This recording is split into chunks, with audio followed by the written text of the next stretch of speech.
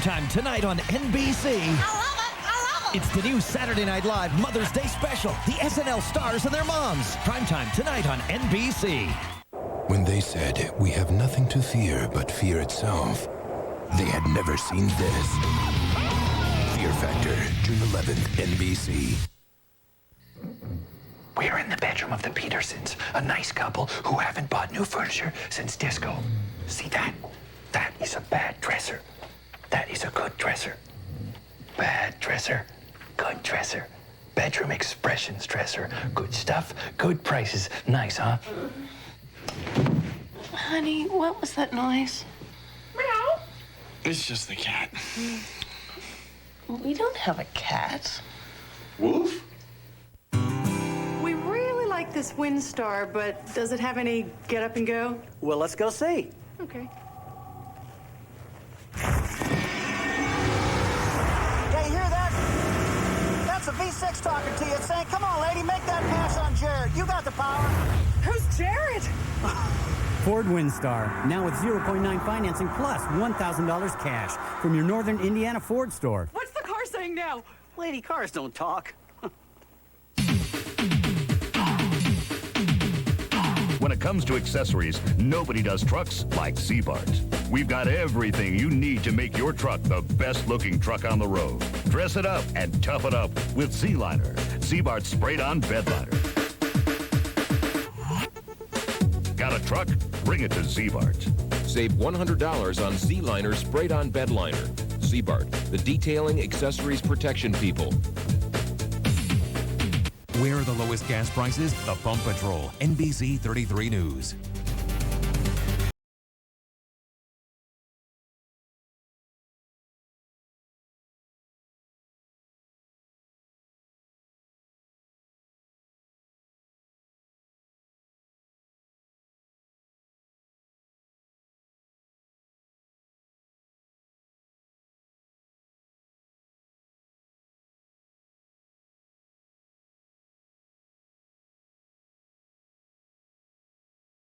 Welcome to the series everyone is talking about, thanks to two dynamic performances by two of the game's most electrifying players. It's Game 4 of the Eastern Conference semifinals. In Game 2, Allen Iverson had 54 points to tie the series at 1 game apiece in Philadelphia.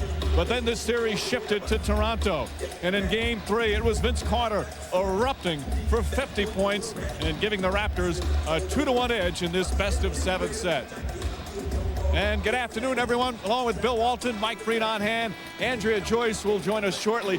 First time ever in the history of the NBA playoffs, back-to-back 50-point games from two different players in the same series. Just electrifying. Bill, you've seen some great performances over the years. What impressed you most about what these two did?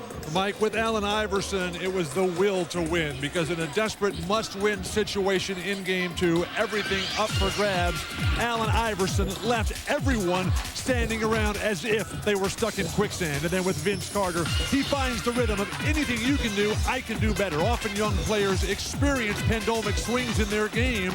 Right now, over the last 5 games, Vince Carter has played better and better each time out. Now, I expect more explosive brilliance from each of these two guys today, and whoever wins this game, this titanic matchup today, that team will win this series. And certainly for those two players, they were just terrific. And the 50 points, I mean, it's great to watch, but the most important number is still 2-1. So if anyone has to make the adjustments right now, it's Philadelphia. And in talking to Larry Brown, Mike, Larry Brown, he feels that Vince Carter has to be defended much, much better here. They felt that Carter had wide open looks at the three-point line, the historic three-point night that he did have. So what Philadelphia wants to do, what they need to do, is make Vince Carter put it on the floor, make him drive it to the basket, preferably with his left hand, and let Dikembe Mutombo get involved in this game. He has been left out in the cold. Also the pace, so very, very important for Philadelphia. They don't want to get it going up and down. They want to slow it down, make it a half-court game. Their defense in the half-court is much, much better. And that also lets Dikembe Mutombo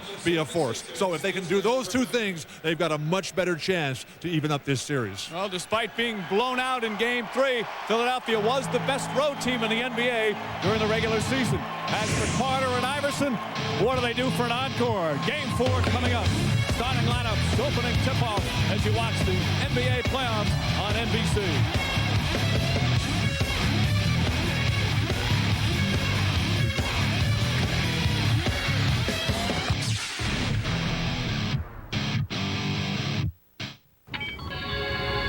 Janice. How can I help you, Mr. Walker? Yes, hi. I was having a bad day today. I've had enough! I decided that I was gonna get in my car and, take a drive.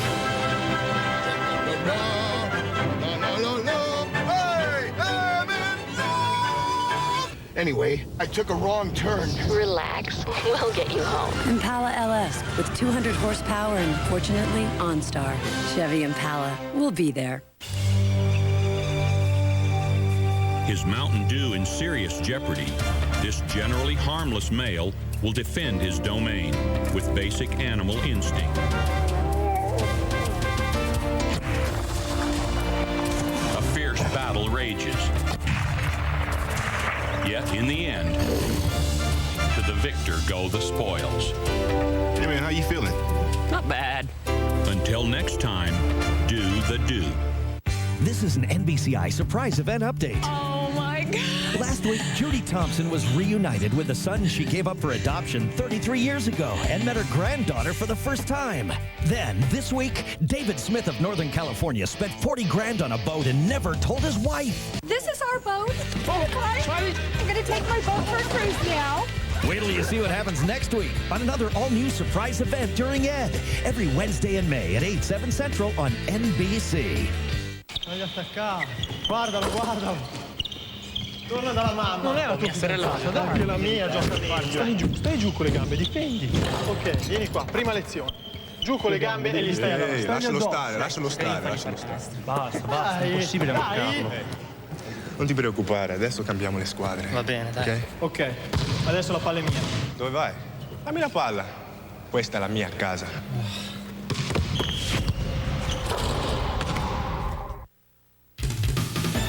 The NBA on NBC is brought to you by Chevrolet. If only everything was as dependable as a Chevy. Chevy will be there.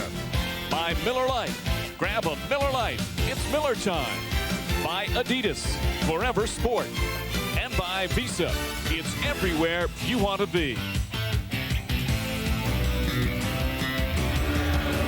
Anyone who's been to a Raptors home playoff game so far this year knows it's not just a hockey town anymore. They are packed and ready to roar here for Game 4. The starting lineups for this afternoon's game.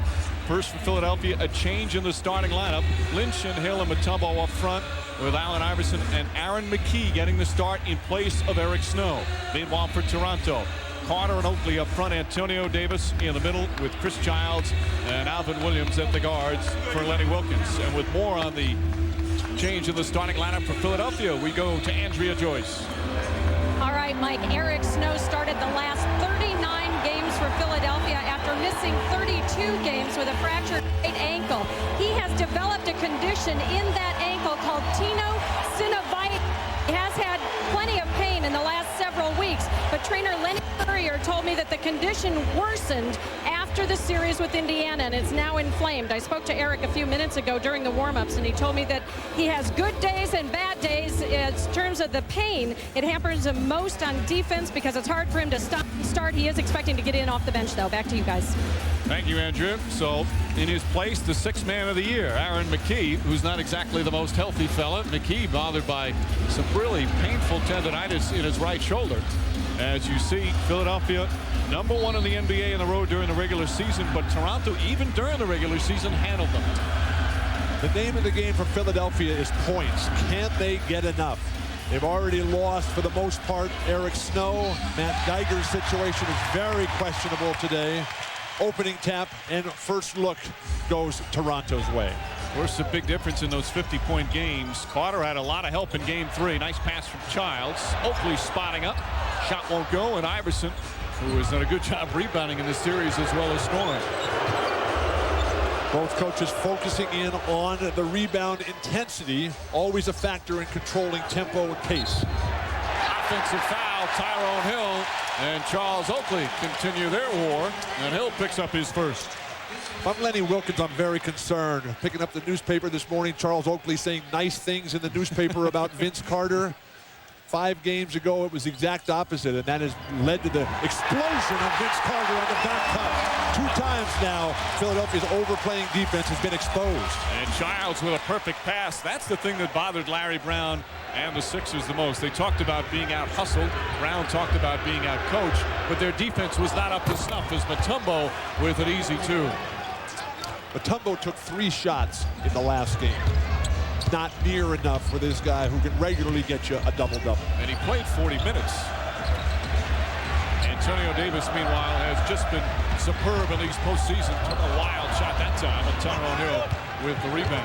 Transition defense matching up with Iverson. Iverson for 3. Allen Iverson knocks it down. He's shooting 43% from that distance in this series.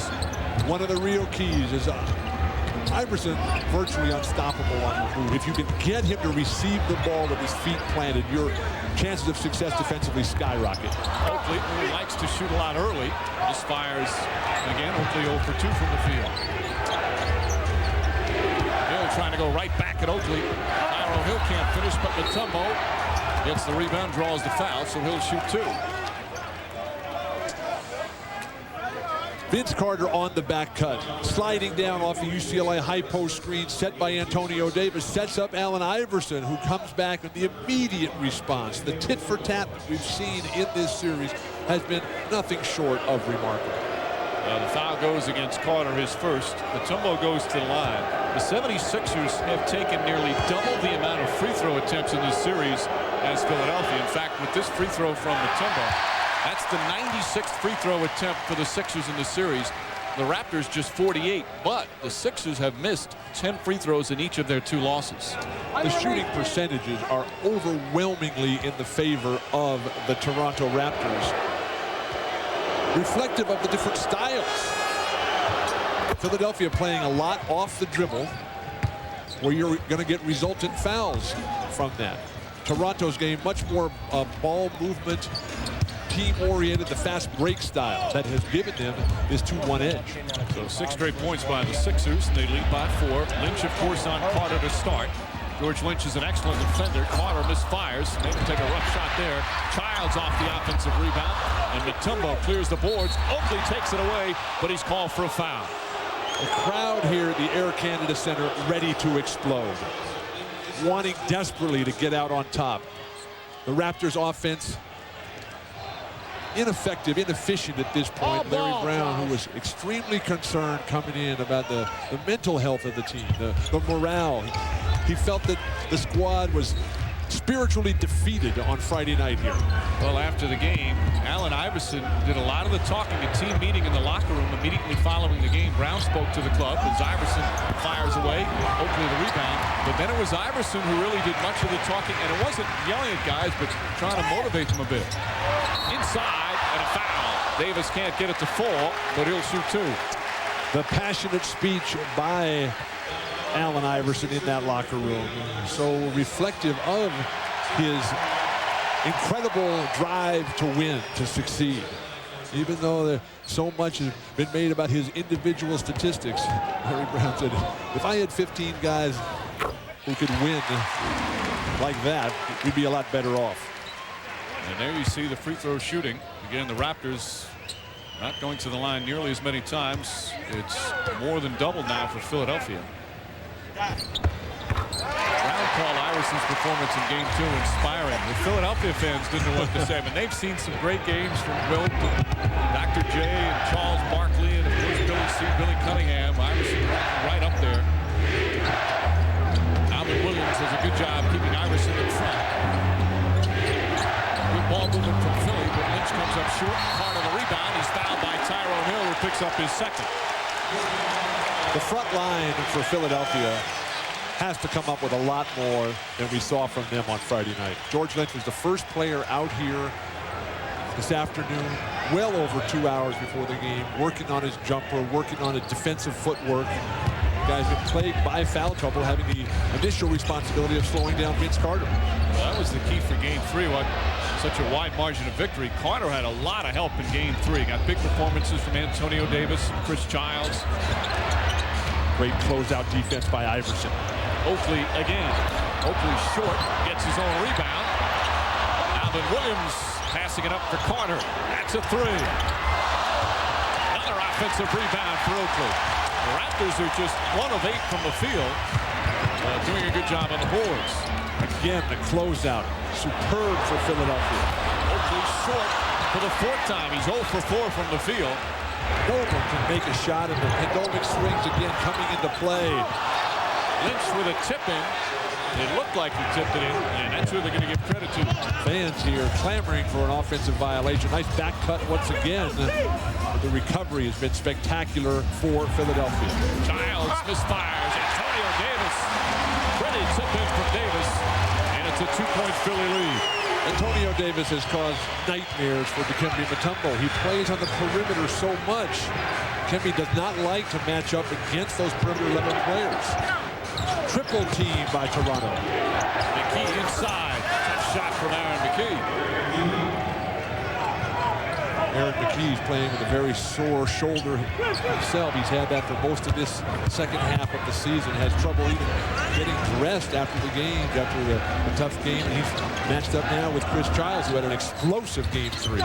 Davis steps out and puts it in.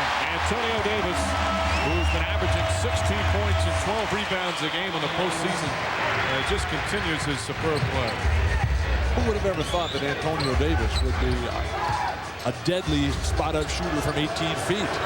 Iverson knocks it down. Allen Iverson able to put it in. His second field goal. He's got 5. Philadelphia is getting good shots in balance, in rhythmic offense. That's kept Toronto from getting any sort of fast break opportunities. A staple of their game. The Sixers have not had good starts. They've trailed by double digits in the first half of all 3 games. Carter blocked from behind by Lynch. Gets it again. Finds Oakley. And a 24-second violation. Carter thought he was fouled. Looked like Lynch made a good play. The defense for Philadelphia is superb. And when that happens, your offensive ball movement has to pick up for Toronto. Lenny Wilkins patiently waiting this little drought out. 40 years in basketball, 41 years in the NBA for Lenny Wilkins. Of course, Wilkins, one of the top 50 players of all time, one of the top 10 coaches of all time, the all-time winningest coach, and he's got a very big fan on the other bench in Larry Brown. They both grew up in the New York area. Foul on Childs. Chris Wilkins was from Brooklyn, and Larry Brown out in Long Island. Eric Snow, again, did not start, mainly because of the ankle problems, but he's going to come in very early in the game as Tyrone Hill will sit down with the 2 fouls. And the small lineup that Larry Brown comes with now matches up perfectly, because ever since the New York series, Lenny Wilkins has been going with a small lineup himself. Iverson, 3-pointer won't go. Lynch with the rebound. Both teams crashing the offensive glass in the early minutes. With the perimeter jumpers that you're going to see from both these teams, there will be a lot of offensive rebound, particularly on the long ball. Mutombo, again, with just the 3 shots. They're going to a little bit more early. McKee, wide open 3. And last touch by Lynch. Raptors will get it back, and you're going to hear a big roar as Jerome Williams, the fan favorite here, will check in for Charles Oakley. The spirit off the bench. Jerome Williams gets looks when the other teams go small. Keon Clark gets the call for Lenny Wilkins when the other teams go big. But right now, Toronto, they need a lift. They need somebody to feed this crowd. Despite 3 of 13 from the field, they're only down by 4 as we're midway through the first. Carter. McKee defended him well. They're making him take tough shots, and here comes Philadelphia with the numbers. Transition defense. Mutombo hadn't lost it. And a good play from Childs. Allen Iverson, a one-man fast break. Carter, Williams can't put it in. Smiles after he gets the rebound, and Carter denied by Mutombo. And he hung on the rim. Let's see what the call is. Steve Javie telling Lenny Wilkins, get back to the bench. What happened is he touched the rim while the ball was above the cylinder. It's not a technical foul, just a violation. Great defense here. Jerome Williams just clanks the layup. He tries to get it right back. A beautiful underhand pass, but the recovery by Mutombo. Philadelphia quicker early on. 5.5 remaining in the first. Sixers off to a good start, which has been rare in the series. Now there's a steal by Bird. Underneath the DJ. Come on, let's see what's going on with the millionaire game at McDonald's. Whoa. I'll tell you what. Winning. It's like a winners only zone here. If there was a maximum capacity on winners, this place would be over the limit. If you wanted to start a new country called Winneronia, you'd come here. If today was National Go to a Place with Lots of Winners Day, you get what I'm saying. Play the millionaire game at McDonald's. Pick the correct answer and you win every time. You still have a chance to win cash on every card. Winning. It's a McDonald's millionaire thing.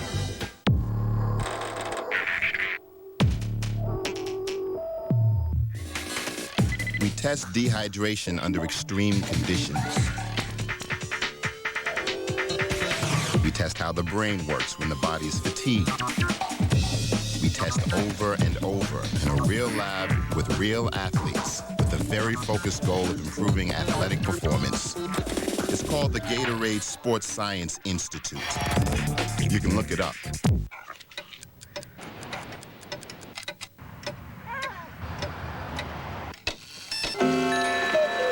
Hello, baby.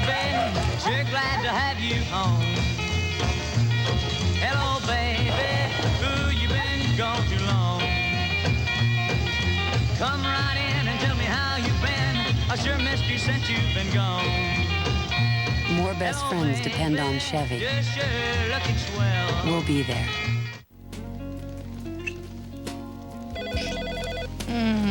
Let your machine get it. This is Mike. Leave a message. Hi, this is Jim's video calling. 2 videos, Camp Cleavage and Undercover Babes, are overdue again. Please return those as soon as possible. Thank you. Think we got a fourth. Getting the guys together? Grab a Miller Lite. It's Miller time. Camp Cleavage and Undercover Babes. Sixers by 4. Vince Carter just called for a violation. The ball wasn't above the cylinder, but watch Carter grab the rim and then touch the ball while he was still grabbing the rim. That's the violation, and that was explained to Lenny Wilkins by veteran referee Steve Javie. The rim. Yeah. Okay, trying to score. Before that, what about the foul? I thought it was a pretty good block, Lenny, but let me just report it first. I'll tell you, I'll talk to you, let you know. All right? Javie, one of the premier officials in his 15th year in the league. Talk about players coming back from injury. Javie was out 6 weeks with arthroscopic knee surgery, and he's now back in time for playoffs.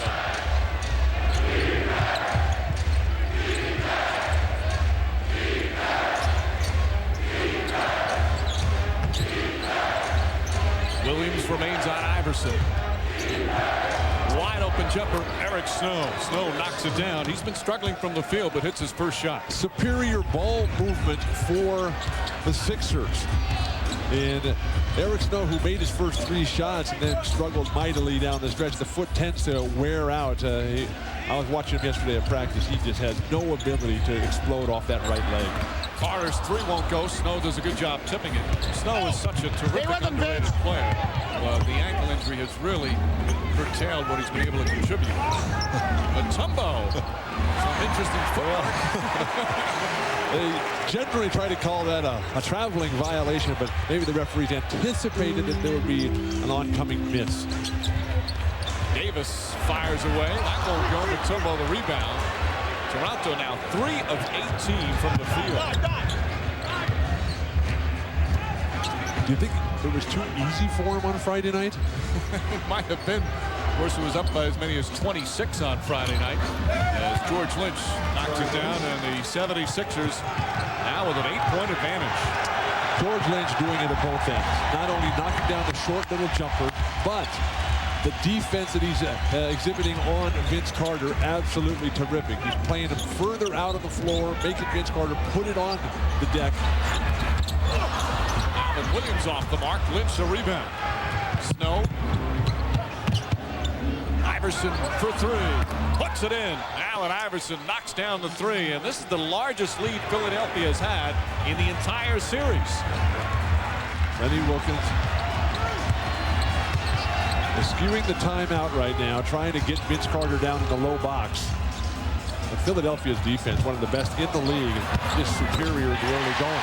Alvin Williams puts it in.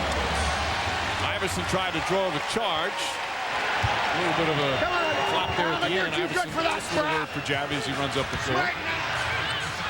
All that stuff's going to be ignored. Ball rejected. Jerome Williams coming to grab a hold. Alvin Williams trying to keep it alive, and Jerome Williams. Carter reverse. Oh, beautiful move from Vince Carter. And he points to Jerome Williams, who made it possible. Spectacular. The grace, the beauty, the body control, the decision making. Carter now from the field, 2 of 8. 6 on the shot clock. Eric Snow stepping up. Won't go. Lynch keeps it alive, but it goes right to Alvin Williams. Attack if you're Toronto. Toronto's not been able to get into any sort of fluid running game. Carter tips it away. Snow on him that time. Double team. Carter again. And draws the foul. Different looks every single time. Both coaches defensive geniuses, but with Vince Carter on the move, finally an open court opportunity for him. Takes off from virtually outside the lane on one side, then floats right by the defensive player of the year. Special, Vince Carter. The Sixer defense, though, has been special early on. Philly still by 7 here late in the first.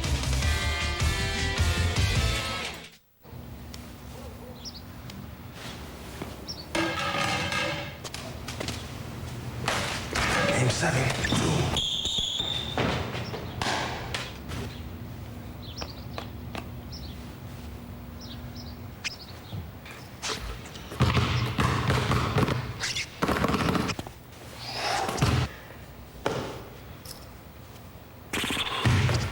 Fourth quarter, Lakers are down by 5. Shakes base.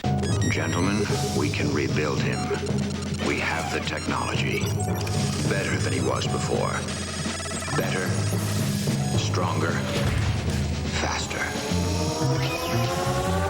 Introducing the all-new 270-horsepower Chevy Trailblazer, the most powerful mid-size sport utility in the world. It's one strong SUV. The new 2002 Chevy Trailblazer, like a rock. You must be hungry. Let's go get some breakfast. Choo, like the Mookos do. Oh, yeah, dressy wessy. Oopsie, whoopsie. It's a big girl on a swingy wingy. Boo, boo, boo. Is Daddy Waddy home from worky jerky?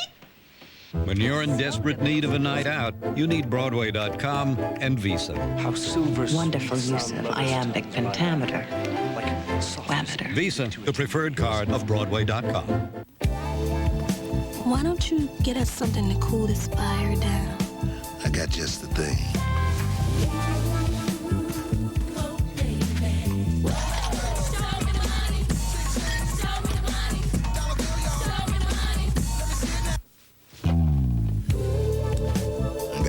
For that fire.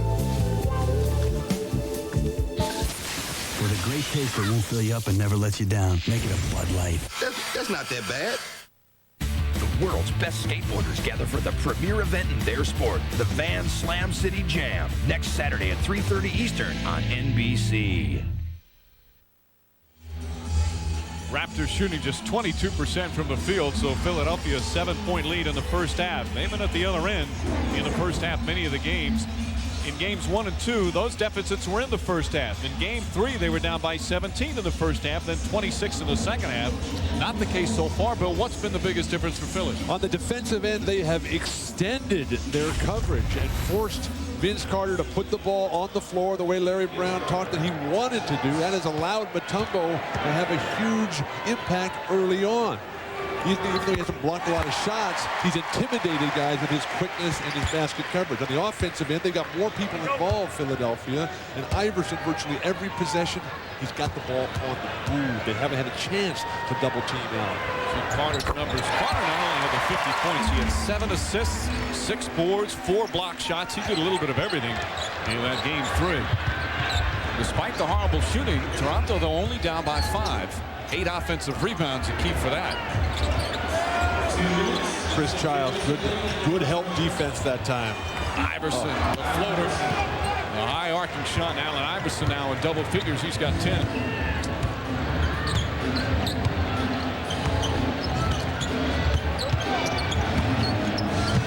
Antonio Davis. Williams an open three. Mutombo trying to tip it. Jerome Williams trying to take it away, but he's called for a loose ball foul. Jerome Williams picking up his first. Alvin Williams has the unenviable task of guarding Allen Iverson.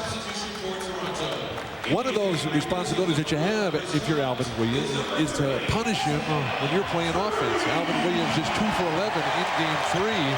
Has been a major factor as to why Toronto is one of the hottest teams in the entire league at this point, but needs to knock down those jumpers, particularly here at home in this critically important game. Raptors certainly knocked down the jumpers in game 3. Iverson, tough shot, and he draws the foul. So Iverson will shoot as Alvin Williams picks up his first. So difficult to guard either one of these guys, Iverson or Vince Carter. Have such incredible creativity. The mental images that they have of what they're going to do with the ball just leaves the defender, a single defender, helpless, hopeless. just change the middle vowel. Meanwhile, Iverson, first 3 games of the series, he was to the line 39 times by himself as compared to 48 by the entire Raptor team. There's a bird on the court that's been flying around and stopping on the court several times, Bill. Maybe Larry has checked in to see this duo of Iverson and Carter. Trying to grab it, last touch by him. So Raptors will inbound. 7 on the shot clock. Minute left here of the first quarter.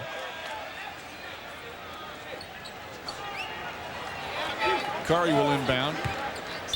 And Curry hardly played and wasn't much of an impact in the series against New York in the opening round. Williams comes up short. Ball tipped, nearly put in. And Jerome Williams another rebound. The defense again for Philadelphia, showing why they were the best road team in the entire league this year. Good ball movement. Williams puts in the 2. That's the shot that you talked about, Bill. Lenny Wilkins wants more and more of Vince Carter up straight away at the top of the basket. Allen Iverson on the run. Oh. And another foul on Alvin Williams, so that's 2 on Williams. As Iverson will go back to the free throw line. Of course, Alvin Williams grew up in Philadelphia, went to Germantown Academy in Philly, and plays a lot of ball in the summer with Allen Iverson. They're good pals, but he was so frustrated and so upset after game 2 when Iverson had the 54. Now with 2 personal fouls. But great players are going to have huge nights. And Iverson appears to be on his way to another one of those. And we're waiting for the competitive response right now from Vince Carter. Iverson with 13 points here in the first quarter. Carter has 6. 8-point lead for Philly. Just under a half-minute remaining in the opening period. Eric Snow now on Carter. Tough shot, won't go. Carter taps it in with the left hand. Much like Charles Barkley, much like Moses Malone, when you have that kind of skill, that kind of vision and anticipation and quickness, just get it up there because you know you can always get it back. Such a quick jumper. Iverson inside, flips it up. And there the follow from Mutombo with 4.2 seconds remaining. And a foul from Eric Snow. Philadelphia had a foul to give. Snow picking up the personal. That's his second. Philadelphia getting what they want at this point. Allen Iverson on the move, on the run. Very little rotation defensively on the back line from Toronto. Tyrone Hill and Aaron McKee will come in as Iverson and Snow take a seat. Iverson, who's played so much in the playoffs so far, gets a rare breather. Just see Eric Snow limping off the court here to beat the buzzer. Curry nearly knocks down the 3, and that will end the first. Allen Iverson with the 13 points to lead all scores. Carter, a little bit of a slower start, but 8 points and the 3 rebounds. And the Toronto Raptors shooting just 24% from the field in the opening quarter. Much of the credit going to the superb Philadelphia defense. Sixers off to a good start. They lead by 8 as you watch the NBA playoffs on NBC. 20 years now, where'd they go? 20 years, I don't know. I sit and I wonder sometimes where they've gone. Need some help, old man? My boy. Generation after generation. It's good to have someone you can depend on. Are you ready to experience the ultimate internet? Introducing Net Zero Platinum. Now you can have unlimited internet access to anywhere on the web with no persistent banner ads, even faster page loads, 24-hour customer support, and it's only $9.95, and that's less than half the cost of AOL. So now what are you waiting for? Net Zero Platinum, the ultimate internet. Call 1-800-DEFENDER or visit netzero.net. I'm going to see about a credit card. Oh, but honey. Rejected. Rejected? You have no future! But I just got a great job! Run, little man! Run! What kind of bank is this? Take that! Honey, I already got us a Capital One card.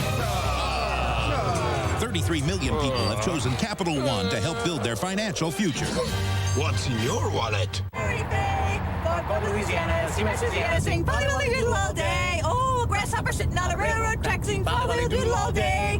Picking his teeth with a carpet tack, sing Folly Doodle all day. Fetty Will, Fetty Will, my fairy fay. Go to Louisiana, see my Louisiana, sing Folly Doodle all day. Now, Sprite.com makes it easier to buy just about anything you want. Under every cap is a free Sprite or Rocket Cash. Online money you can use through Sprite.com. Drink Sprite, get Rocket Cash. Buy what you want.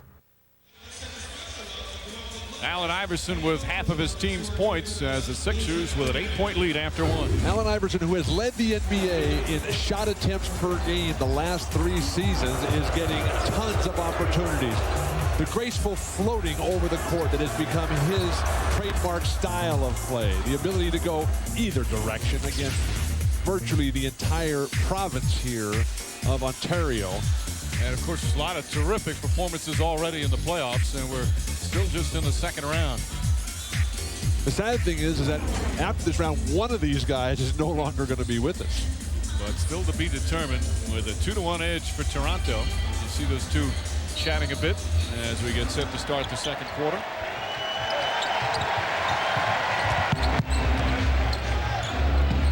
Kevin Ollie, who has become a valuable part of Larry Brown's rotation in the game right now. Carter on Iverson. Carter defended him well in game 3. Iverson comes up short. Davis the rebound. 4-on-2 break for Toronto. Williams again wide open. Knocks it down. That's Toronto's game. Get a good, strong defensive board from Antonio Davis. The power dribble out. Iverson gambled to try to take the ball out of Vince Carter's hands, and the Raptors made him pay. Now Williams with 6 points. Mutombo very deep in the post. Davis took an elbow to the chest. Those were sharp elbows. He had to stop for a moment. So Mutombo had a good look. Davis still a little sore as he comes up the floor. Antonio Davis went to the same high school as Bill Russell and Paul Silas, two of the toughest, fiercest competitors ever. Went to Clemens High School in Oakland, California. Carter steps back. That's a 2-pointer. And Jerome Williams, another offensive rebound. That's 11 offensive boards for Toronto already. Again, Mutombo. Offensive foul. Mutombo, this time the right elbow got caught as he knocked down Jerome Williams. Mutombo's lethal weapons, those sharp elbows. Beautiful pivot work, though. As long as those feet are moving, you're fine there. Mutombo doing the right thing, creating space for himself. And a lot of punishment there absorbed by Antonio Davis. And then a lean right there, offensive foul called against the Defensive Player of the Year, Dikembe Mutombo. Some theatrics certainly there from Jerome Williams. Williams again, way off the mark. Very difficult shot. Mutombo able to save it. Dikembe Mutombo, 8 rebounds already. Iverson tried to draw the foul, and he does. Carter bumped him, and Vince Carter now has 2 fouls. Iverson just doing everything right here. The minute he gets the ball, there's no hesitation. He just says, I'm on the move. I'm on the fly today. Driving all the way up. The Raptor team was just retreating as one, all the way backing up, backing up, backing up. At some point, you have to come out and make a positive defensive stand to try to change his momentum, change his direction. He's back to the line again. It's another free throw. Remind you to log on to msnbcsports.com for comprehensive playoff coverage. Matt Gukas, Steve Jones providing in-depth analysis of the conference semis. Plus, email Bill your playoff questions and check out his latest mailbag, which includes a look at why he believes the Raptors can surprise the Sixers and reach the NBA Finals, all on msnbcsports.com. You know, Bill, it's not that much of a surprise. I mean, they were the 5th seed, but you watch them in the playoffs, you wonder why they didn't win more regular season games, but it's because they really overhauled some of their roster during the season, and it took them a while to gel. 6 changes here. Beautiful back cut once again. The pass just a little bit out of the reach of Del Curry. Nice feed to McKee, and McKee using the left hand. Beautiful. And of course, they made a key change in the playoffs. Lenny Wilkins, a brilliant move after game 1. Mo Peterson, the rookie, was overwhelmed in game 1. Childs starting now at the point has really freed up Alvin Williams. Lenny Wilkins, the 1994 Coach of the Year in the NBA. They call a loose ball foul away from the ball. So Tyrone Hill now has 3 fouls. Tyrone Hill and Charles Oakley getting into it. There's a long and nasty history between these 2 guys. Oakley's claimed that he owes them money, and Hill hasn't paid, and the 2 have been yapping and talking both on and off the court throughout the season. Jermaine Jones will check in, and a technical foul call against Tyrone Hill. Larry Brown is very upset with Hill, and a bad move from Tyrone Hill, costing his team the technical, and now a free throw for Del Curry. Everything is going right for Philadelphia. They are playing beautiful ball at both ends of the court. Larry Brown just cannot believe the lack of concentration, the lack of commitment to the team goals. Eric Snow trying to talk to Hill, trying to keep him up, but Hill, bad decision there as he picks up the tee. Tyrone Hill steps over, bumps Antonio Davis. Hard to see where that was a foul. Well, Hill had a beat, but still, with everything going their way, to get involved, get caught with a technical after picking up his 3rd. Childs with a turnover.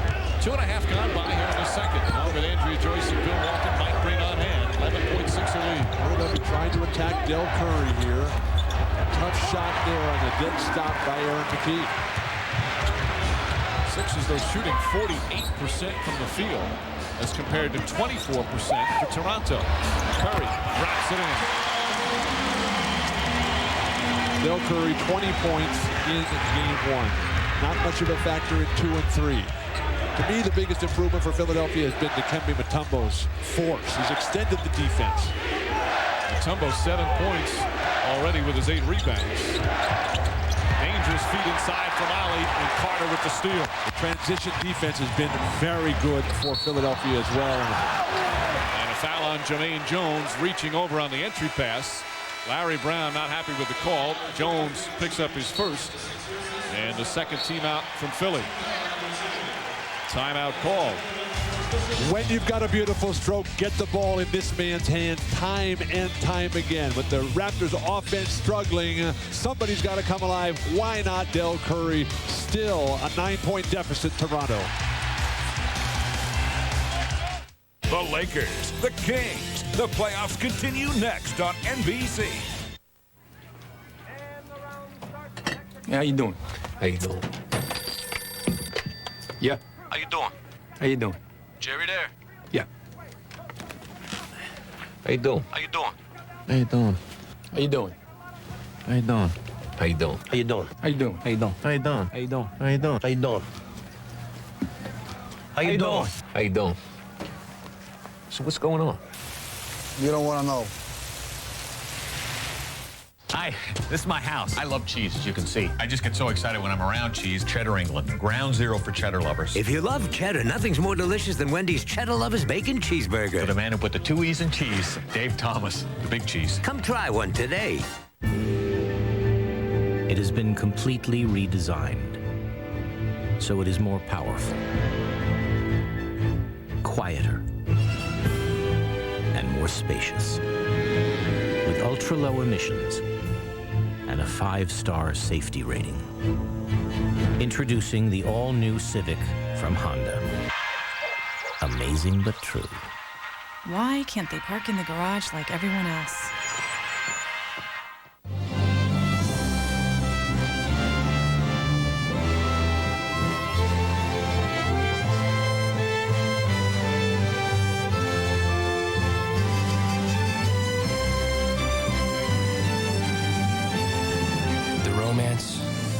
The beauty, the world of Ralph Lauren. A new way to shop, just a click away. Polo.com.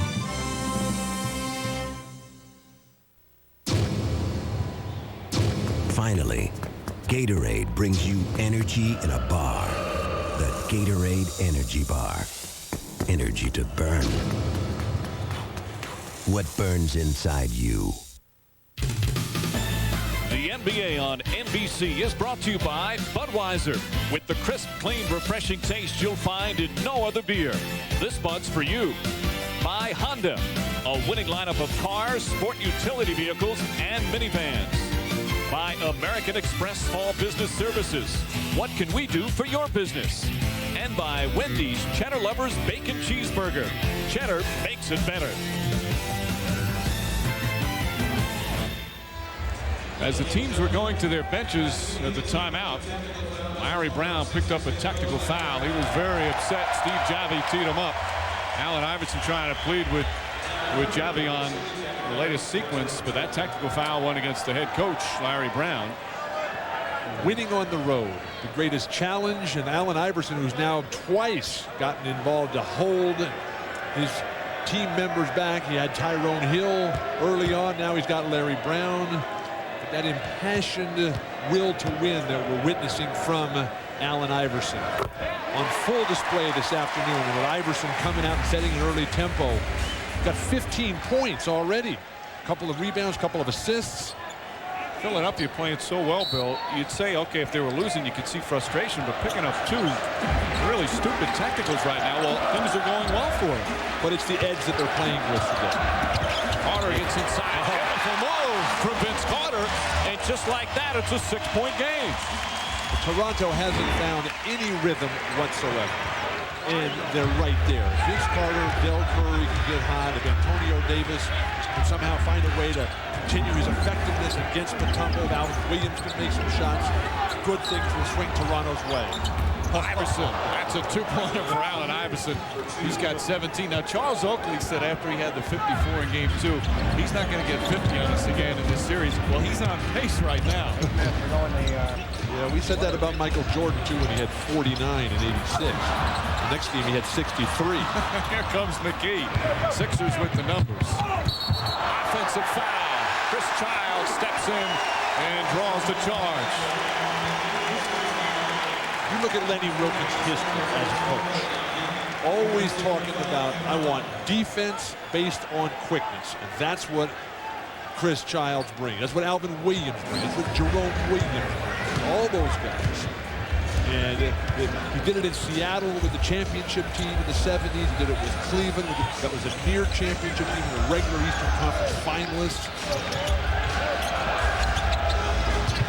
7 on the shot clock.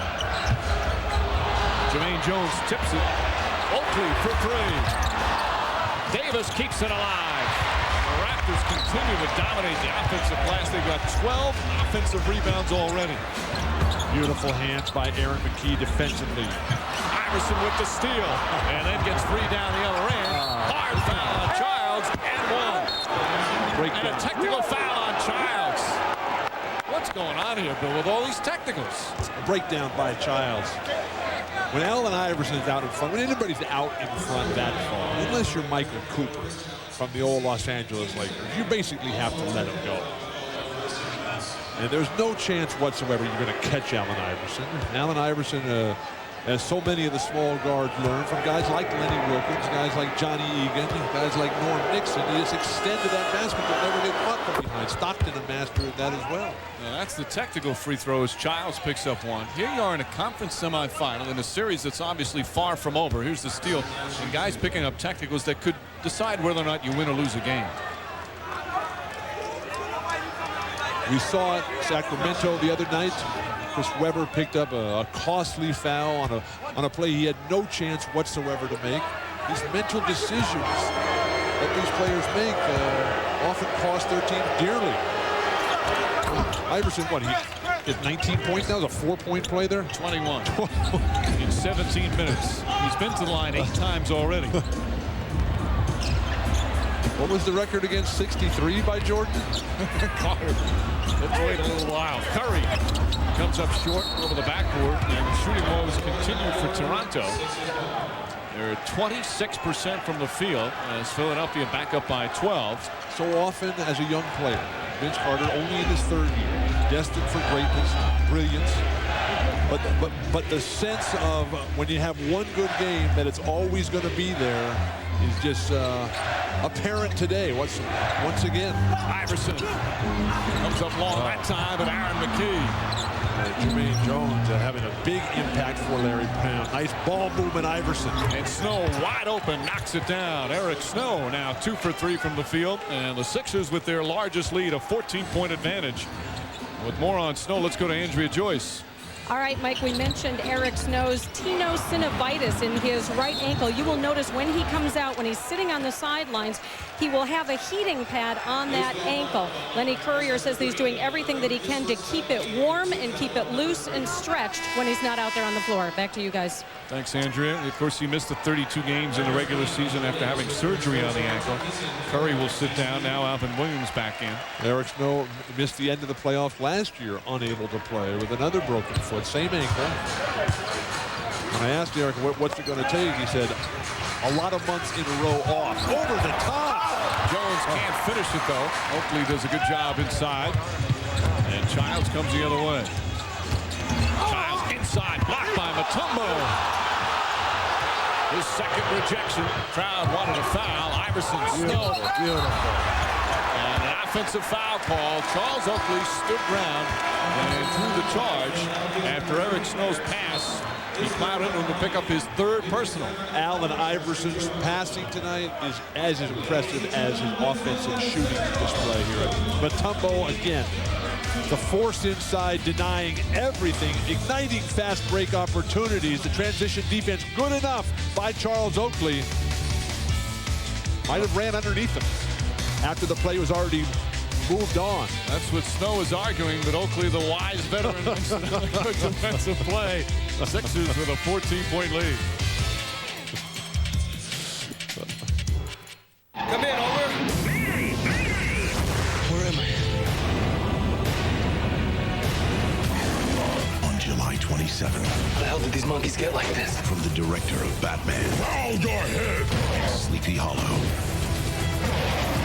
Comes a world that defies the rules. And an adventure that rules the planet. Kill them all. Planet of the Apes. July 27th, only in theaters.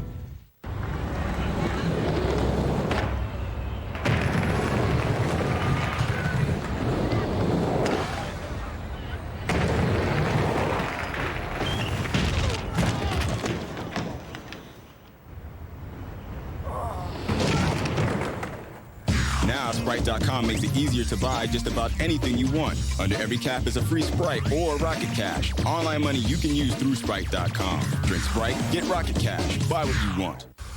So, Jenny, there'll be chaperones at this dance, right? Yes, Dad. Well, I hope you two have a good time tonight. Don't worry. I know how to treat my ladies.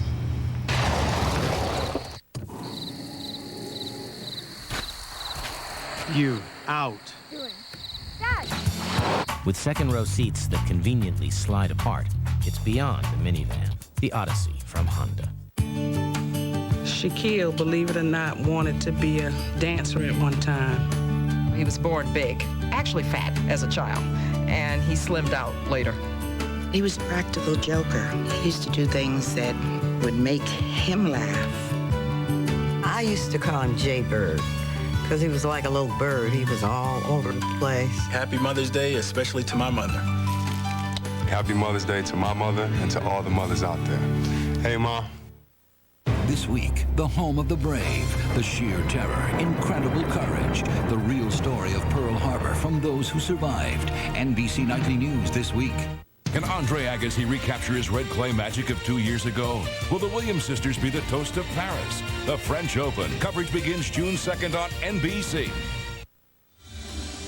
Sixers up 14, but Eric Snow has picked up his third personal foul. Snow wasn't happy about the charge call, and watch Charles Oakley come in. Oakley starts falling before Snow actually makes contact. The punishing offensive foul. It's amazing that Charles Oakley could even get up off the floor and peel the paint off his backside of his uniform.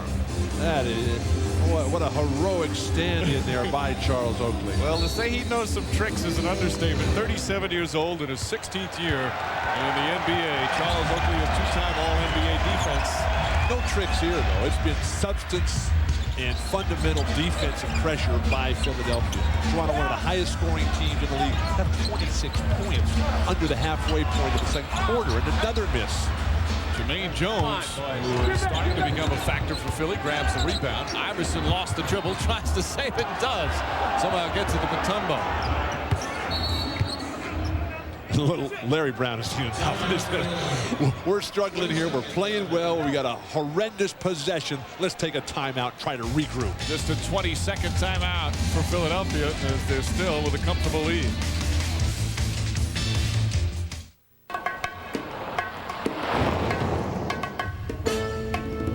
You behave yourself, Angus. Rear seats that fold down to create over 67 cubic feet of cargo space and an all too convenient retractable tray table.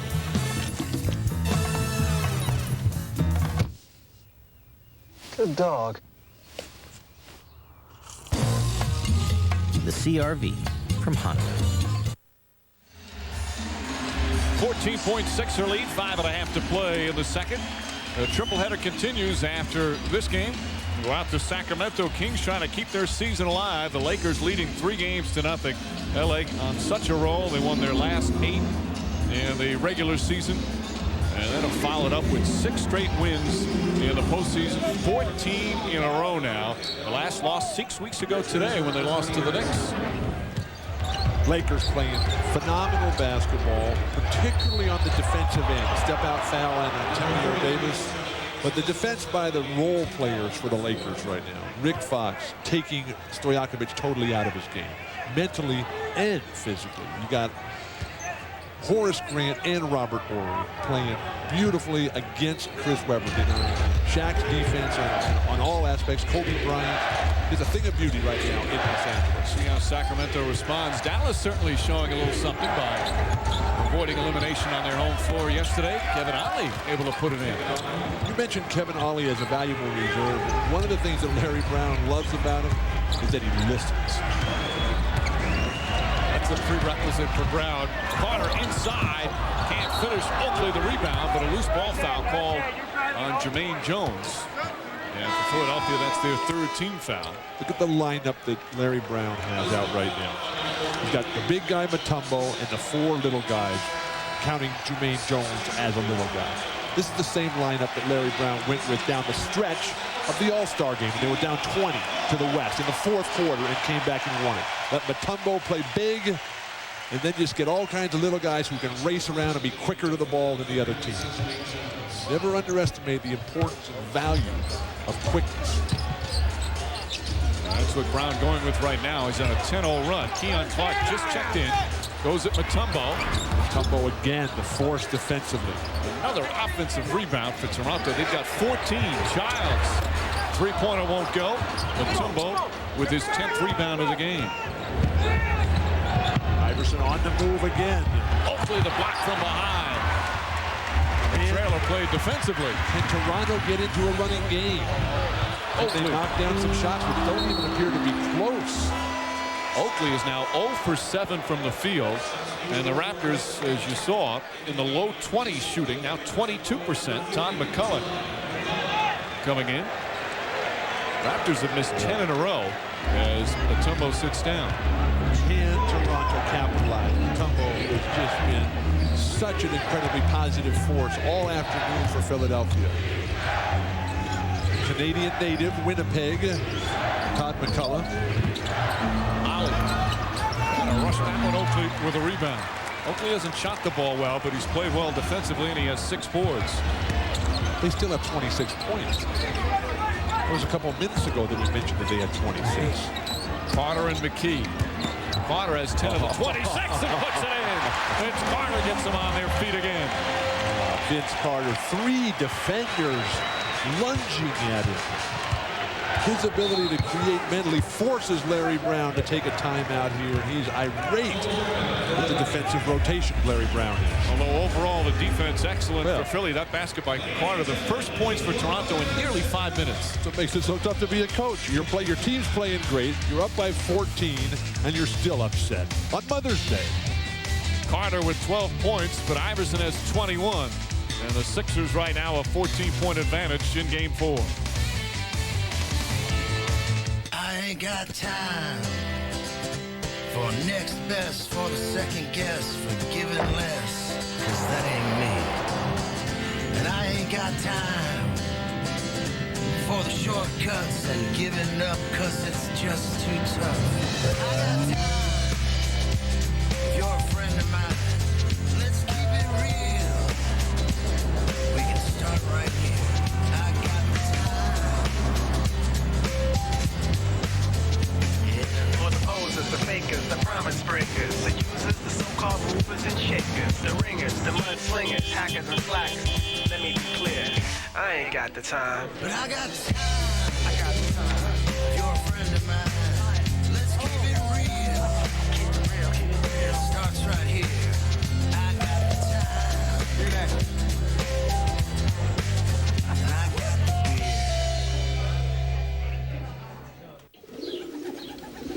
I think your creativity comes from within. I think everybody is born with creativity, but I believe it's the trust in yourself and the trust in your emotions to talk to yourself, so to speak, to become your own psychologist, to let your emotions out on a piece of paper, to not be afraid of anything, not be afraid of what people think, not be afraid of what people may say, to just be yourself. And I think that's something that's rare nowadays.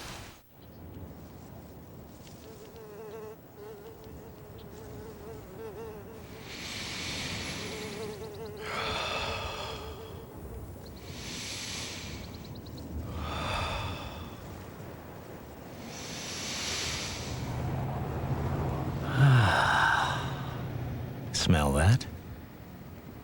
That's low emissions, baby. The Accord from Honda. Ahmad Bashad in New York. After the Sixers and Raptors, we'll send you to Sacramento for Game 4 between the Kings and the Lakers. And coming up on Net Zero at the half, we'll hear from the Lakers' Kobe Bryant as his team goes for the sweep. Plus, we'll have highlights of the Hornets' victory over the Bucks, and we'll look at the first half between the Sixers and the Raptors with Kevin and PJ. Philadelphia's back playing defense, 24% from the field for Toronto, with 14 offensive rebounds. Snapper, they're going to break the record at this rate. All right, now back to Mike and Bill. Very serious, those guys today. Always serious. Thank you, Ahmad. As PJ said, 14 offensive rebounds. That's what's kept them at least semi in the game as they shoot 24% from the field. Crowd trying desperately to ignite the team. Lenny Wilkins coming with his 2 reserve front court players, Keon Clark and no, he took Jerome Williams out on that last dead ball. Excuse me. Giving Ollie the shot. Iverson and a 3-second violation before the shot. Kevin Ollie's got to take that shot, even if he's not going to make it. And there you see the treatment, as Andrea Joyce reported, that Eric Snow getting as he goes to the bench. A heating pad there around the ankle. What was that called? Tenosynovitis? I'm going to let her say it. Sounds like a sore foot to me. first single coverage. Here comes the double now, and Carter fouled. They're going to call it a 2-shot foul. 14 foul, but he'll go to the line for 2. Philadelphia's defense has made Vince play the stand-around game that Allen Iverson was forced to play on Friday night. McKee picks up his second. Carter, who after his 50-point game in Game 3 said the rim looked like a lake, has a 12-point first half so far. He's 5 of 16 from the field. Now it looks like a lake with tree branches in front of it. It's the first one. To remind you, of course, we mentioned the Mavericks showing something, so they'll play Game 5 in that series. That's tomorrow on TNT. Coverage begins at 8 Eastern. Mavericks and the Spurs, they're back at the Alamo Dome after Dallas got in the win column. How cool was that to see Dirk Nowitzki get off? Well, what a performance that was, particularly after getting smacked in the mouth. Flying tooth we saw in Reunion Arena. 12-point lead for Philly. Just under 3 minutes remaining here in the second. Sixers have come out and played some excellent basketball, especially on the defensive end. Iverson puts it in. He's got 23 here in the first half, which equals his amount that he had in Game 3. Iverson's decision-making has been flawless today. Just nothing but the determination, the will to win, driving his team emotionally, physically, and delivering the huge numbers necessary. Not a good possession for Toronto. Clark threw it up as the shot clock was winding down. Pretty pass. Blocked by Clark, but a foul. Aaron McKee pounding up and down. 2 possessions ago, it was Allen Iverson isolated out in front. A late developing double team. He's going to make that shot time and time again. And then he comes right back, and his ability to find the open man in transition has just got the Toronto defense spinning around, dazed and confused, scratching their head. De'Aaron Clark with his first foul. Larry Brown and Ronnie Garrettson engaged in a conversation as Ollie hits the first free throw. Brown, of course, picked up a technical earlier in the half. With the injuries to Eric Snow and Matt Geiger, yesterday it was very sad. Neither one of those guys able to go at all. Matt Geiger telling Larry Brown that he doesn't think he can play anything this season because of the chance of serious further damage to that knee, which has been operated on 3 times in the last 15 months. But then when Iverson was going around and talking to everybody at practice, he and Mutombo had a long Childs hits a 3. Had a long go, and then Aaron McKee and Allen Iverson wandering around talking to all the different guys, getting them fired up, realizing that guys like Jermaine Jones and Kevin Ollie would have to be huge forces now as the playoffs roll on.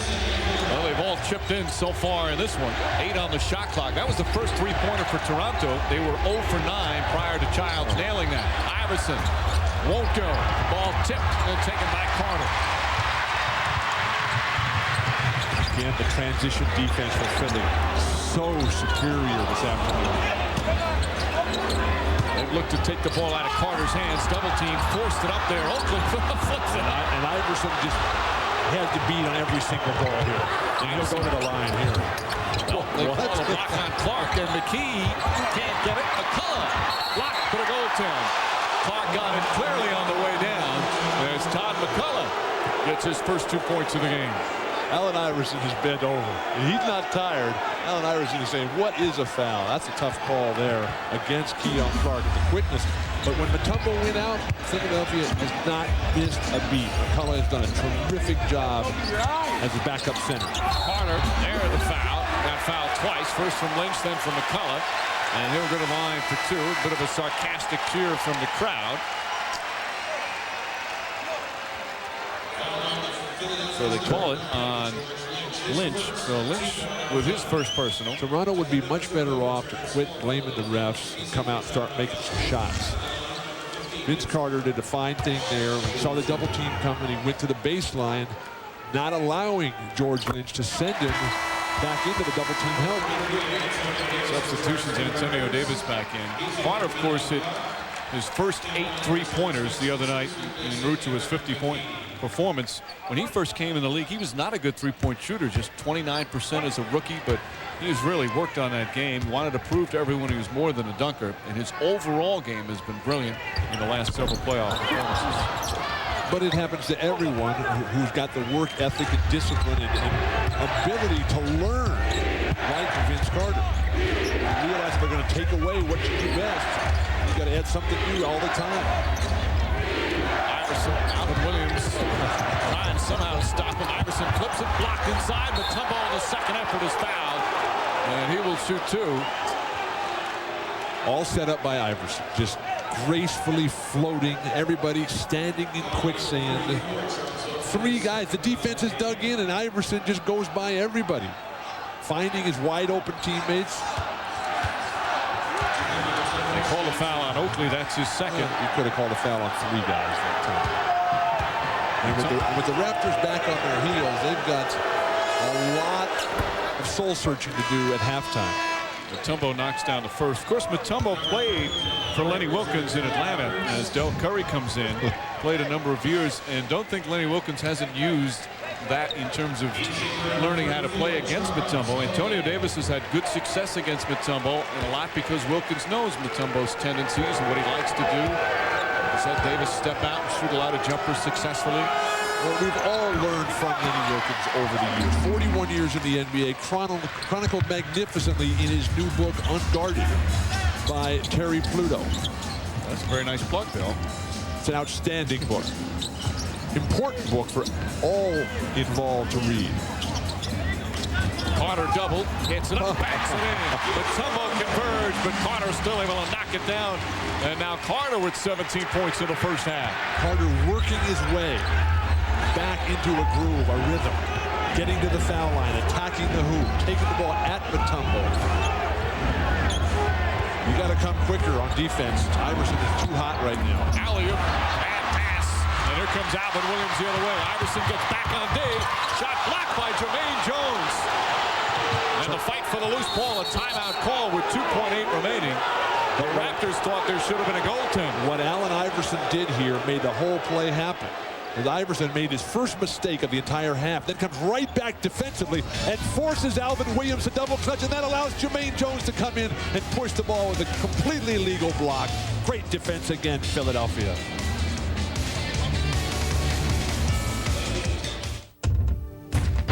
When Hawaiian sumo legend Konishiki feels like your Asian cuisine, he goes to Indigo.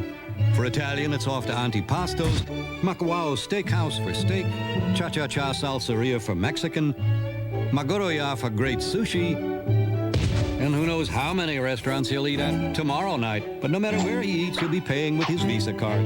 Because like so many other great places in Hawaii, these restaurants don't take American Express. Visa, it's everywhere you want to be. What is it, boy? Somebody stuck in a well? Wendy. Wendy stuck in a well? No. What about Wendy's? Their Cheddar Lovers Bacon Cheeseburger is back? Nice. Come on. Any cheese lover will tell you nothing's better on the cheeseburger than cheddar. We're taking a shortcut. And nothing has more cheddar than Wendy's Cheddar Lovers Bacon Cheeseburger. It's the ultimate. Thanks, I just got it cut. Try Wendy's Cheddar Lovers Bacon Cheeseburger. And now Wendy's pickup windows open late so you can eat great even late. See you later.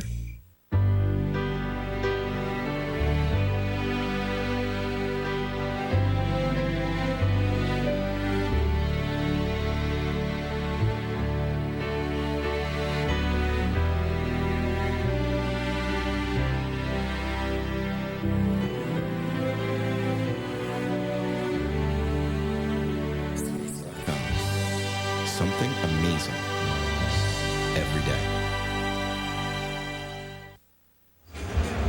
2.8 seconds remaining. Philadelphia leading by 13. They'll have the ball, but they had to burn a timeout. They had already used their 20 earlier, and perhaps late in the game could go back to haunt them. But they'll get off a final shot as Rodney Buford in the game. To be some confusion defensively here. They got 2 guys on Iverson, and that's a real good idea. Will it be enough? McKee does not get it off in time. Wouldn't have counted anyway. And that will end the first half. The 76ers, who have struggled in the first half, come up big, especially with Allen Iverson. 23 points, got to the free throw line 8 times. Carter came on strong late. He had 17. But poor shooting from Toronto because of the excellent Sixer defense. Toronto shooting just 26% from the field in the first half. Now coming up after these messages, Saban Rashad, PJ Carlissimo, And Kevin Johnson standing by in New York with net zero at the half. 13.6er lead. You're watching the NBA playoffs on NBC.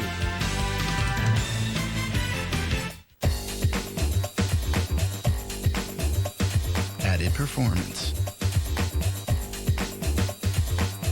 Added room. Added fuel efficiency. Added style. Added power. Go ahead. You do the math. The all-new Civic. Amazing, but true. Part of the special value collection, now at your Honda dealer. Hey, Peter. Well, how's this? You pay less for every gallon of gas you buy at Mobil when you use a small business card. You know American Express. Say you fill up is 30 gallons, you got 7 trucks, you fill them up a couple of times a week. You'd save over $600 a year just by using this card. So why would you pay any other way? Every year, we help small business save real money on gas, shipping, travel, and more. What can we do for your business? Call us at 1-800-SUCCESS. Voglio attaccare. Guardalo, guardalo. Torna dalla mamma. Non è la tua sorella, dai. Anche la mia gioca di stai giù con le gambe, difendi. Ok, vieni qua, prima lezione. Giù con le gambe e gli stai addosso. Lascialo stare, lascialo stare, lascialo stare. Basta, è impossibile marcarlo. Non ti preoccupare, adesso cambiamo le squadre. Va bene, dai. Ok, adesso la palla è mia. Dove vai? Dammi la palla. Questa è la mia casa.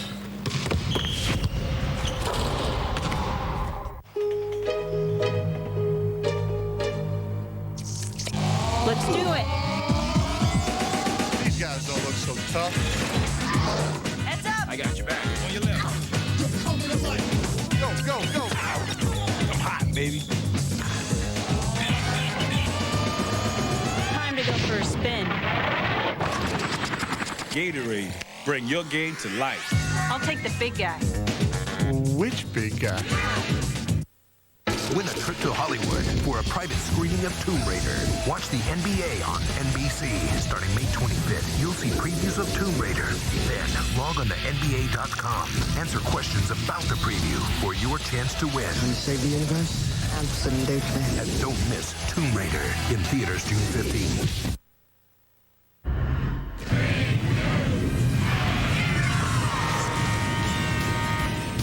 Welcome to Net Zero. At the half, Net Zero Defenders of the Free World. Introducing Net Zero Platinum, the ultimate internet. Call 1-800-DEFENDER today. Ahmad Rashad in New York, along with Kevin and PJ, as we talk about the first half. Now, poor shooting by Toronto, but pretty good defense by Philadelphia, PJ. Yeah, I think a good adjustment by Larry Brown. They've extended out on Vince. They're making him put the ball on the floor, and he's getting more layups than he's got, but it's made Dikembe a defensive presence, and Toronto's just not shooting it well as a result. I thought Larry Brown, he takes out Eric Snow from the lineup. He's a little bit hurt, so we have to give him credit for that. But also, he goes with a small lineup early. Larry Brown calls a timeout really quickly in the second quarter, wants to control the tempo, wants to keep his team focused. They cannot let this game slip away. I think he's doing a great job of controlling the tempo. They're getting out and running, too. 22-10 fast break points. They're turning some of those turnovers around. Key to playoff basketball, game-to-game adjustments. Larry Brown doing a good job. After the Raptors and Sixers, we'll send you out to Sacramento for the Kings and the Lakers. For L.A., it's a chance to sweep the series and move on to the conference finals. And as they get ready for Game 4, Jim Gray caught up with the Lakers' Kobe Bryant. All right, thank you very much, Ahmad, with Kobe Bryant. Kobe, you guys last year really struggled in these closeout games, what we saw in Portland where you came in and swept the team. Is there a different mindset this year on eliminating teams when you have the opportunity? I think it's just experience. You know, going through what we went through last year and being champions, you know, we know a little bit more of what it takes to finish teams off. Now, you saw the game yesterday with San Antonio, them having to go back home now to try and finish Dallas. What do you do to try and prevent that? We just come out and execute, you know, just do what we've been doing. You know they're going to come out with a lot of energy, but we just have to remain solid. You guys have played very well. You've won 14 straight. A few years ago when you were growing up, Moses Malone said when asked about the playoffs, foe, and full, meaning 4, 4, and 4. Do you guys feel as though you can sweep through the playoffs? You remember that quote? No, we're not thinking about that. All we know is today's game. We don't care what San Antonio does. We don't care what anybody else does. All we know is Sunday. All right, Kobe, good luck today. Thank you. All right, Ahmad, back to you in the studio. All right, thank you very much, Jim. The other half of LA's dynamic duo is Shaquille O'Neal, and Shaq has been dominating the Kings at both ends of the court. In fact, Scott Pollard even admitted his confidence was shaken after Game 2. But this is the playoffs, and you just have to keep taking it to the big men, just like Kevin Johnson did back in 1994 against the MVP that season, Hakeem Olajuwon. And if you would have done that this year, you would have got something for taunting. It's playoff basketball. I'm ready. Let's go. Steve Javie would have teed him up for sure. I tell you, with the Shaq, you got to continue to take it at him. You know what? You just can't back down no matter what happens, and I think Sacramento has to continue to do that. All right, getting back to the game, the Lakers are going for the sweep. And today, LA's guard Ron Harper issued a prediction, and Ron said, and I quote, "It's over. We're not going to lose 4, so it's over. The sooner, the better." Obviously, the Lakers are confident after 3 straight wins, and they've really been able to shut down the Kings, PJ.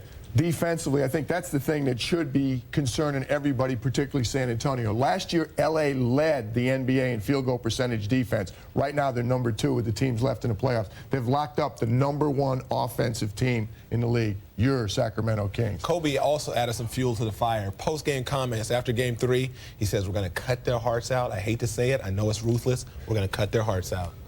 Quotes don't matter. Let's play. That was ruthless. Very. In our first game today, it was the Hornets over the Bucks, and we'll show you how they did it when we come back. You're watching Net Zero at the half.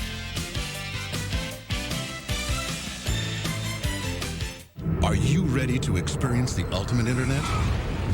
Introducing Net Zero Platinum. Now you can have unlimited internet access to anywhere on the web with no persistent banner ads, even faster page loads, 24-hour customer support, and it's only $9.95, and that's less than half the cost of AOL. So now what are you waiting for? Net Zero Platinum, the ultimate internet. Call 1-800-DEFENDER or visit netzero.net. This season, the NBA and its players have taken the time to hit the books. All right, today, class, the book is little too.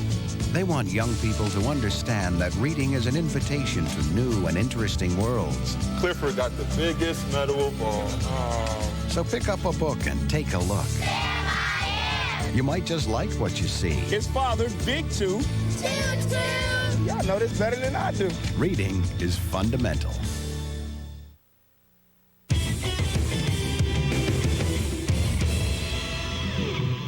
It is halftime in Toronto where the Sixers lead the Raptors by 13. In the first game of our triple header, it was Game 4 in Charlotte between the Hornets and the Bucks. The 6th-seeded Hornets trying to tie their series with the Bucks at 2 games each. First half, off the Milwaukee turnover, P.J. Brown finds Jamal Mashburn all alone for the two-handed slam. Hornets led by 11 early. Third quarter, Ray Allen hits the 3, giving the Bucks their biggest lead, 64-60. Now in the fourth quarter, tied at 70, it's Mashburn again with the tough turnaround. He finished with a game-high 31 points. Then Mash ices it off the steal, finding David Wesley for the lay-in. Hornets go on to win the game 85-78. In our pregame show, we looked at the critical matchup between Baron Davis and Sam Cassell, and Baron talked about it after the game with Lewis Johnson. All right, Ahmad, thanks. You won the battle of the point guards over Sam Cassell, who only had 8 points. Talk about how important that matchup was today in the win. Well, I think my goal is, to try and set him down defensively and just make him take a lot of tough shots. I thought I got into his head a little bit and, had him force some shots. And my teammates were really there to, block his shot when he went to the hole.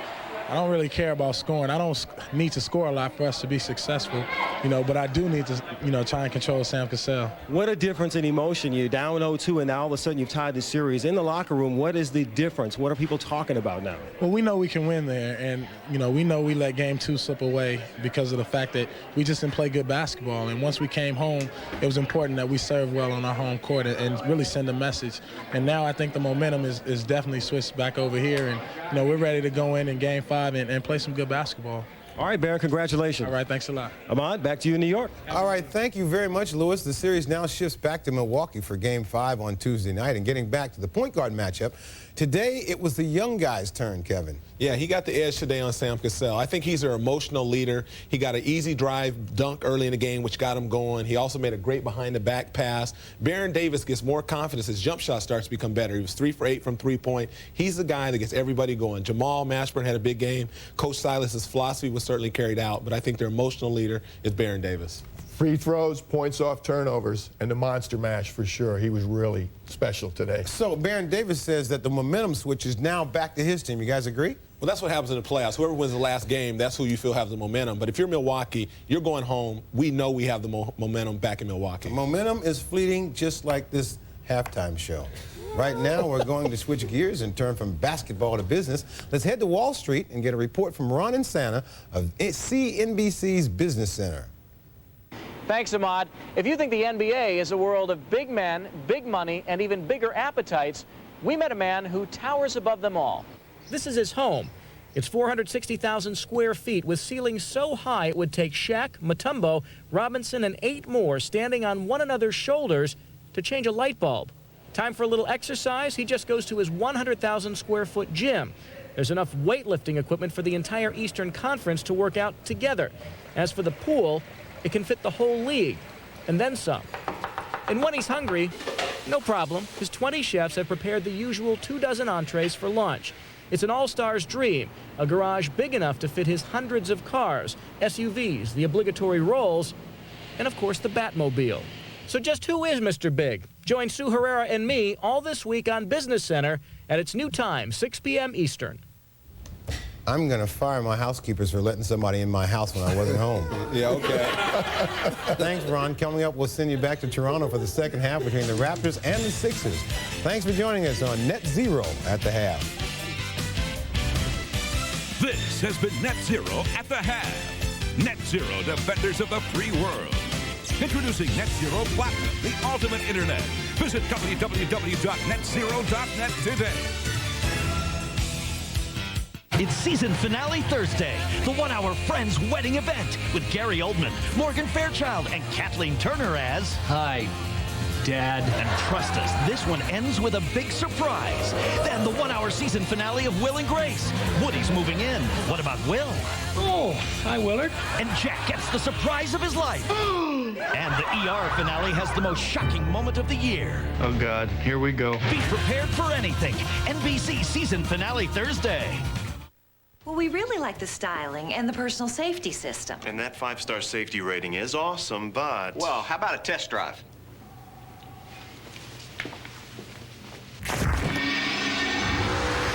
See, the design means not only more headroom and a bigger trunk, it means more downforce in the turns. Ford Taurus with 2.9 financing plus $1,000 cash from your Northern Indiana Ford store. Of course, I don't recommend you doing a $120 in your own car. You know, close course, professional driver.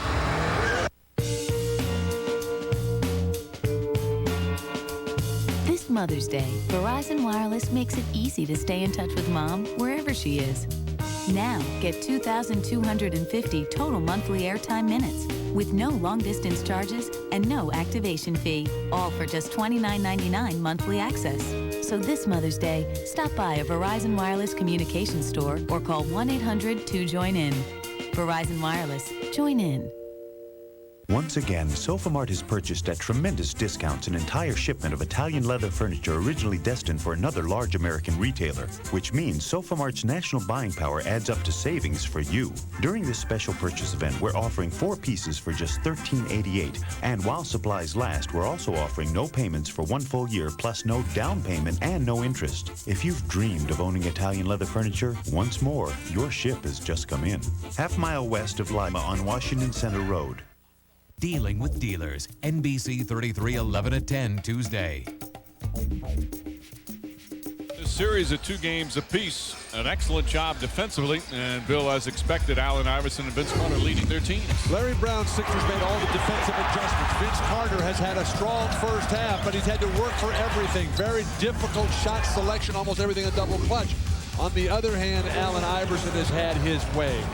23 points already, just rolling mental breakdowns by the Raptor defense have given Allen Iverson an extra edge. All the themes that have become Toronto basketball are non-existent. No fast break, no team game, no ball movement, no high scoring, no good shooting. They've got to make the adjustments that Philadelphia made in the first half. Third quarter coming up from Toronto after this timeout. People come up and they have a barrier. They're like this, and we try to overcome that. Blue Oval is a way of treating your customers, the way they should be treated, the way you would want to be treated. That thumbprint means that we're putting our heart and soul into the service of that vehicle. It's a symbol to show the customer that we've done everything in our power to make sure that their stay at the dealership was the best it could be. For your Blue Oval certified Ford dealer, call or click Blue Oval. Jamie Foxx, is there anything you want to say to your fans? People always ask me, have I changed since I started doing TV and film and everything? And I say, no, I haven't. I still have the same friends from Terrell, Texas, and I still drink the same beer, Coors Light. But I did get a new ride. Mr. Fox, your vehicle's ready? Let's do this. Girl, you better come on. Coors Light. Yeah. Alto, calduccio, caldissimo. Aspetta,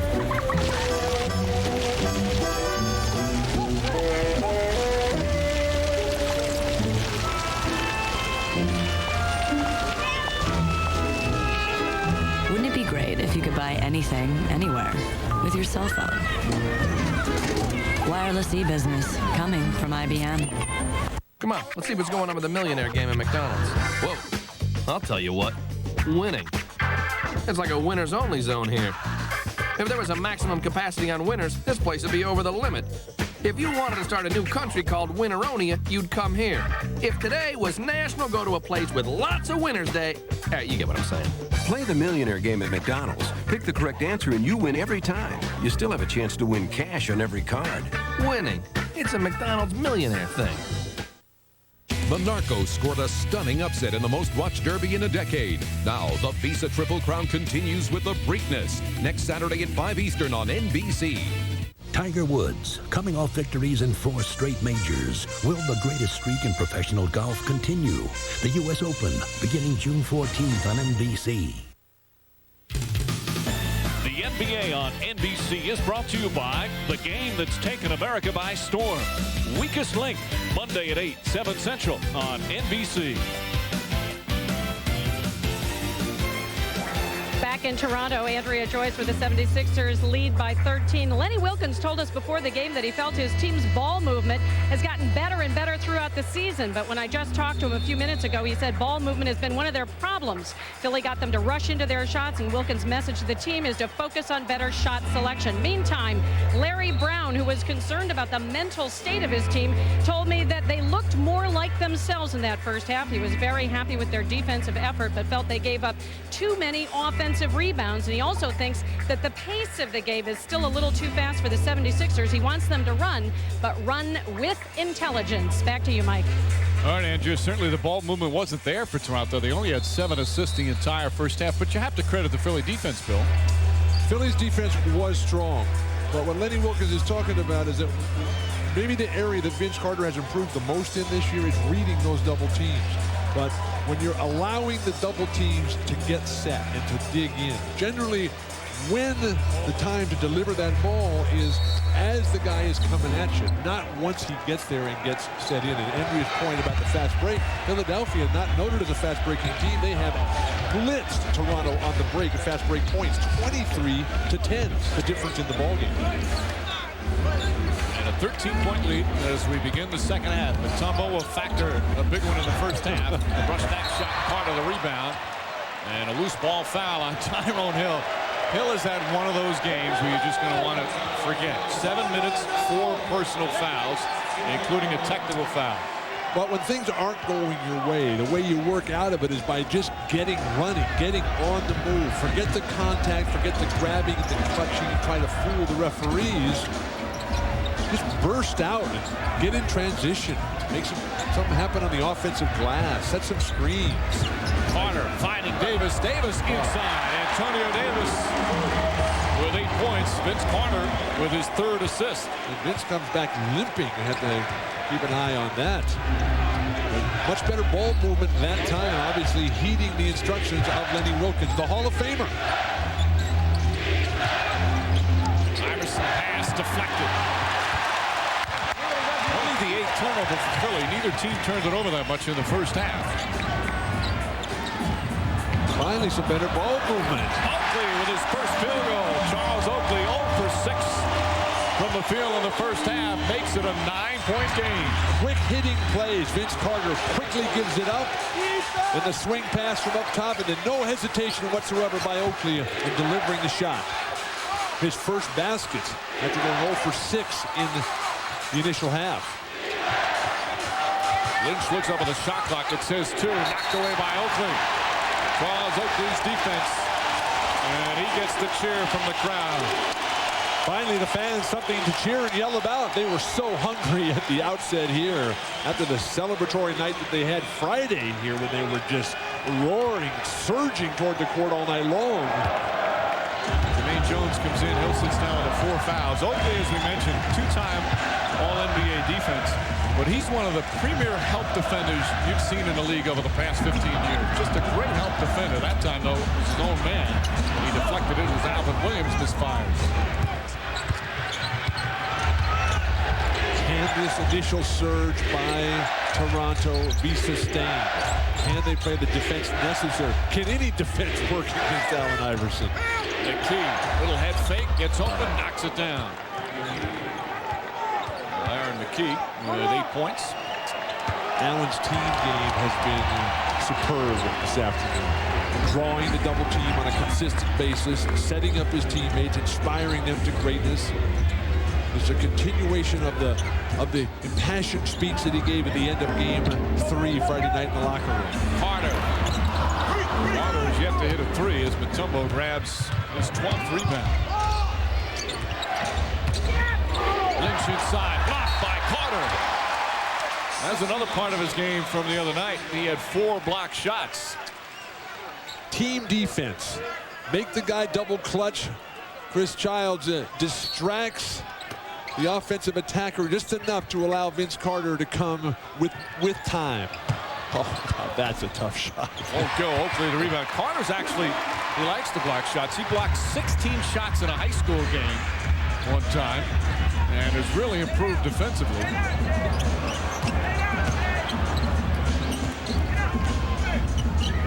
11-point Philly lead. We've played 3 minutes here in the third. Oakley has the stroke after missing badly in the first half. Oakley 2 for 2 here in the third. When you got 16 blocks, at what point does the other team stop shooting in your face? Nice adjustments. It actually happened on his 18th birthday last year in high school as McKee. Able to knock it down. Aaron McKee now finding the range. The sixth man of the year now as a starter. And apparently will come that way. Larry Brown did not like to make this move. He made it because Eric Snow went to assistant coach Randy Ayers after the game Friday night. Said, "Coach, I'm hurting my team." And Randy Ayers passed that move. Note on to Larry Brown. Alvin Williams showing some signs here. Well, what Brown said is, especially after you get blown out, to single out one guy, he doesn't like to normally do that, but Snow is such a team guy that he put the team first. McKee against Childs. Aaron McKee.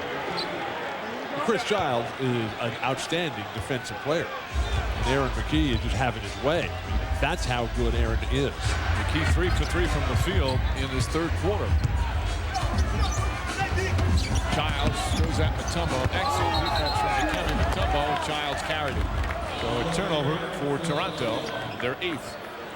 But with Aaron McKee carrying the load early in the second half here, after Iverson was just so terrific, this is what Larry Brown so desperately needs. You don't want to just say, Allen, you have to score 54 points for us to barely win in a must-win game at home. You've got to have everyone making those contributions. Larry Brown pleading for those role players to deliver, and they have responded. McKee has Alvin Williams on him now. Childs is on Iverson. Lynch gets inside and draws the foul. Antonio Davis will be whistled for it. That's his second. And the first team foul against the Raptors. Throughout this series, Antonio Davis has had a major statistical edge over Dikembe Mutombo. But in this game, Mutombo has had the control of the middle. His defense is igniting the fast break. Some timely offensive contributions that have really settled down and solidified this Philadelphia attack. Jermaine Jones misses, had to put it up with the shot clock winding down, but they get a new 24. Lynch and McKee again. Aaron McKee 4 for 4 here in the third quarter, and he's got 14 total points. Lynch, though, doing the dirty work to keep it alive. Neither team able to completely control their defensive backboard today. Williams puts it in. Half of Williams. He's in double figures with 10. He's getting better looks here in the second half. Alvin Williams not having to create his own shots. So difficult. How many players really can contribute or can generate their own offense off their dribble? McKee finally misses here in the second half. Mutombo, rebound number 13. Count it, and a foul. Dikembe Mutombo with a chance for a three-point play. Impact for Mutombo. 3 shots in the last game. From the outset today, he has been everywhere. Lenny Wilkins frustrated, dismayed at the fact that his big guys, Oakley, Antonio Davis, have been unable to make Dikembe Mutombo a non-factor. Oakley still arguing the call. It's his third foul. Oakley not happy, but to be fair with Mutombo, he certainly doesn't get as many shot opportunities as Davis, but only 3 in 40 minutes should never happen with a guy that size, but they've certainly gone to him today. And he's got 11 points, 13 boards. The coach never tells anybody not to shoot. It's very simple. They tell you to make all your shots, keep the other guy from making it, and go win. That's all you need to know. And a foul on Mutombo. He pushed off Carter, tried to set a screen. You were talking about Vince Carter's all-around game. And a good example right there, the willingness to set screens. Just stands right in there, and Mutombo says, I don't want any part of this, and he just runs him over. Good foul by Mutombo. Maybe it'll discourage Vince Carter or anybody else from coming back, although it never did discourage John Stockton. Davis off the mark, fight for the rebound. Carter right there, rushed it. Carter again, puts it back up, blocked by Mutombo. Davis, and he's fouled on the outlet. George Lynch with the personal foul, but Carter with a great second and third effort, but to no avail. Mutombo's intimidating him. Everybody is in there trying to flail away, but Mutombo above the rim all afternoon in Toronto. The defensive player of the year in the NBA rejecting Vince Carter.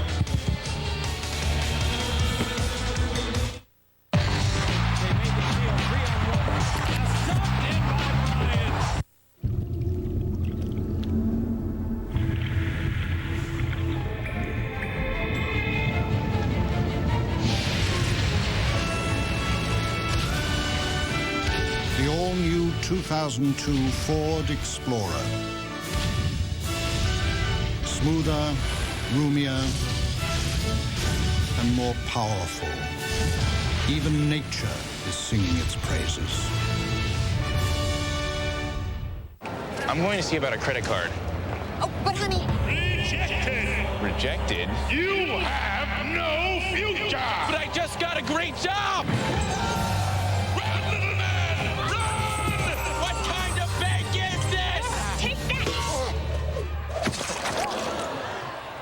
Honey, I already got us a Capital One card.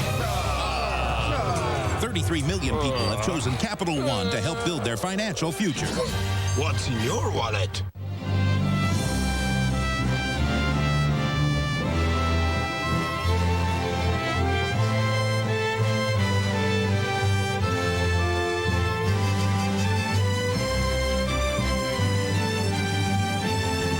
The romance, the beauty, the world of Ralph Lauren. A new way to shop, just a click away. Polo.com.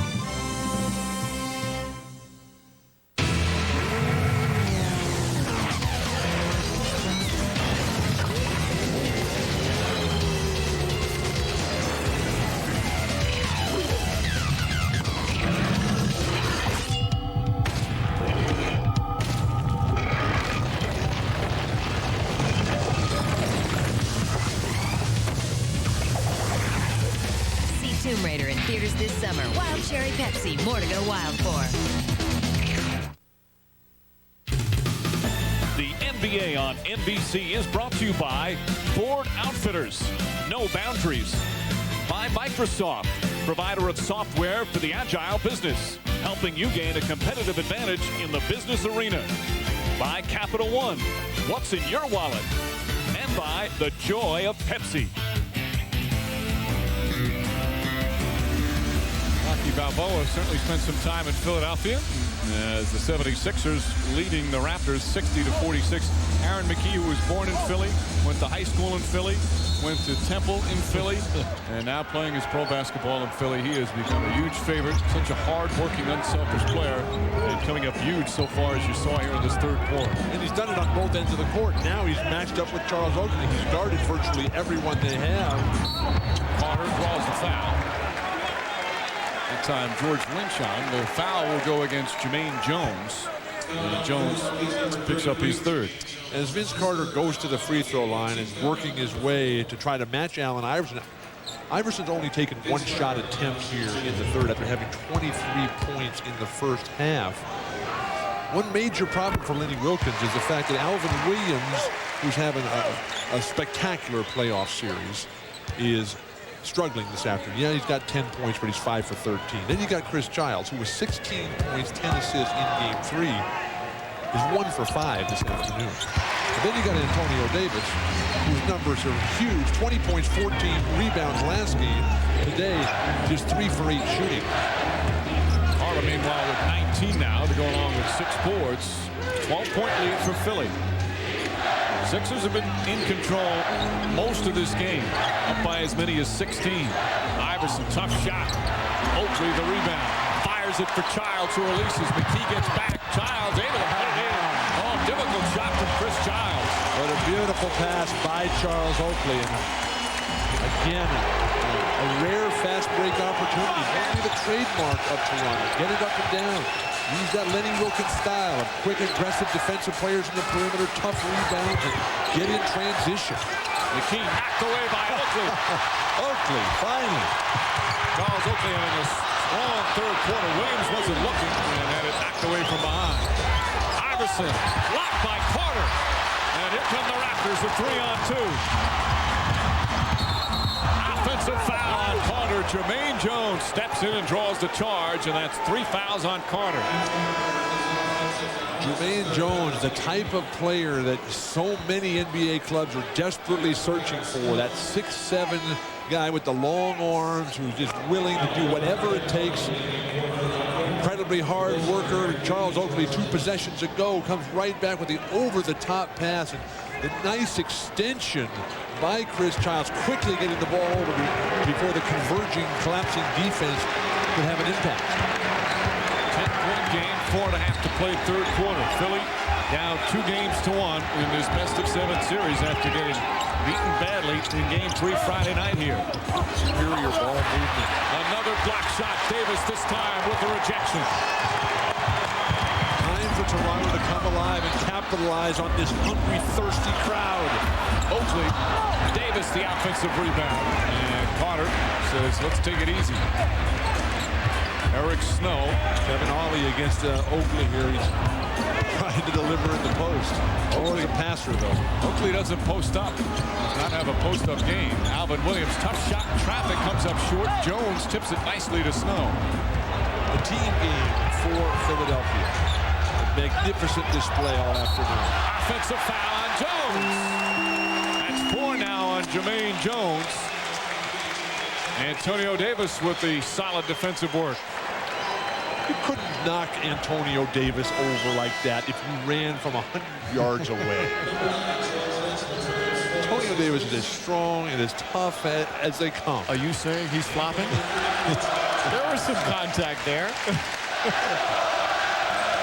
Chance of Let's Go Raptors here at a sold-out Air Canada Center. This building has just been a joy to watch playoff games.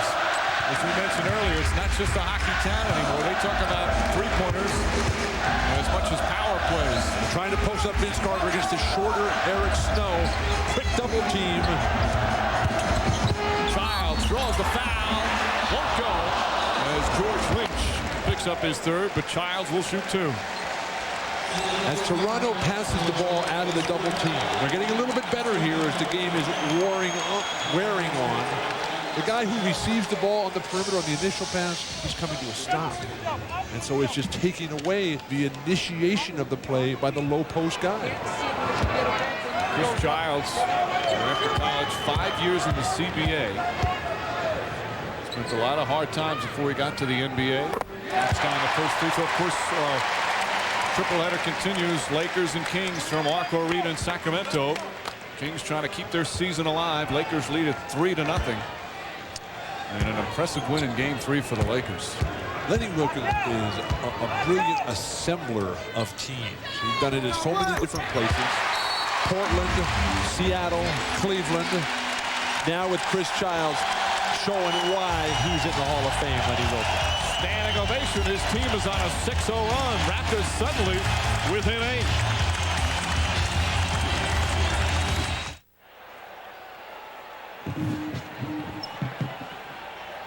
Coors Light. Coors Light. Frost Brew. Rocky Mountain Cold. Coors Light. Coors Light. Who wants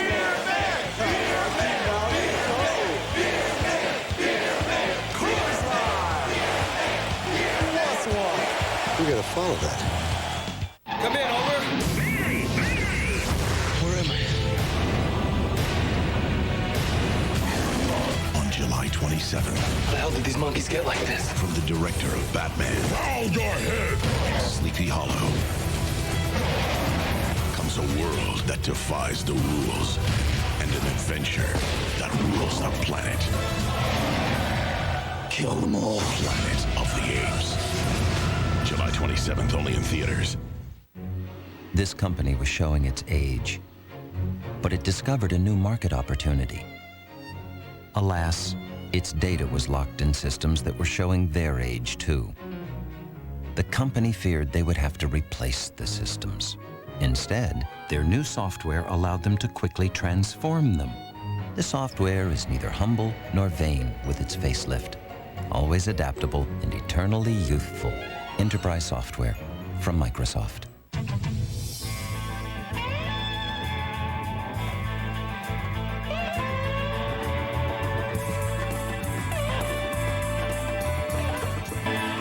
LS. V8 sedan for the enthusiast dollar. Just announced 0% financing on all 2001 Lincolns. Plus, Lincoln will pay your first month's payment when you buy or lease. Tuesday, an all-new 1-hour Frasier. Finally, Frasier's in love. One problem, he's torn between 2 women. What do you mean she's with you? It's a Frasier love triangle. What did you do? Dangle me like no perspective here. Stop it, everybody! Fellow diners. Gene Smart on an all-new 1-hour Frasier. NBC Tuesday. Raptors down by as many as 16, has cut it to 8. What's been the difference, Bill Walton? Charles Oakley, Alvin Williams, and Antonio Davis. Guys who were quiet in the first half have now come alive here. Oakley's done it on defense with passing, some timely shooting. Antonio Davis is trying to make some inroads into the dominance of the Mutombo, and Alvin Williams has had some wide open looks that he's converted. Now he's got to slow down Iverson, who has his first basket of the second half after missing his first 3 attempts. It's now 25 total, 10-point game, 3 minutes to go here in the third. You can see the shooting numbers in this quarter. Toronto, that's like sizzling compared to what they did in the first half, as they're up to 30% for the game. It's amazing they're shooting 30% as we have our first illegal defense, and they're only down by 10. Iverson gets back on the move, as opposed to this last possession for Toronto, where Vince Carter was standing isolated just with his feet rooted to the ground. You look, Alvin Williams played super defense there. But that's how good Allen Iverson is. The defense is meaningless. McKee with the steal. Raptors have made a couple of runs here in the third. McKee inside to Lynch, and Lynch with an easy 2. Aaron McKee getting it done at both ends, and a lead just like that, back up to 12. Well, the beautiful thing, what we're seeing from Aaron McKee's domination in the third quarter here, is that Allen Iverson now is going to be fresh. As they come down the stretch, he's not going to be that worn-out guy that we saw Friday night in Game 3. Davis trying to get it inside. Oakley gets it again and gets a little English. Will spin for Oakley down low. All 6 of his points here in the third quarter. The determination, the fortitude of Charles Oakley, who changed everything around. Toronto goes on to win this game, this series. They might just put a statue of Oakley out in front of Air Canada Center. Oh, Aaron McKee with Carter right in his face. You credit that too? His comments. Oh, absolutely. Getting on Vince Carter.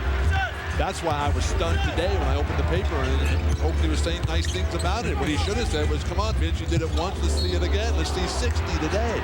Oakley inadvertently poked in the eye, says he's okay.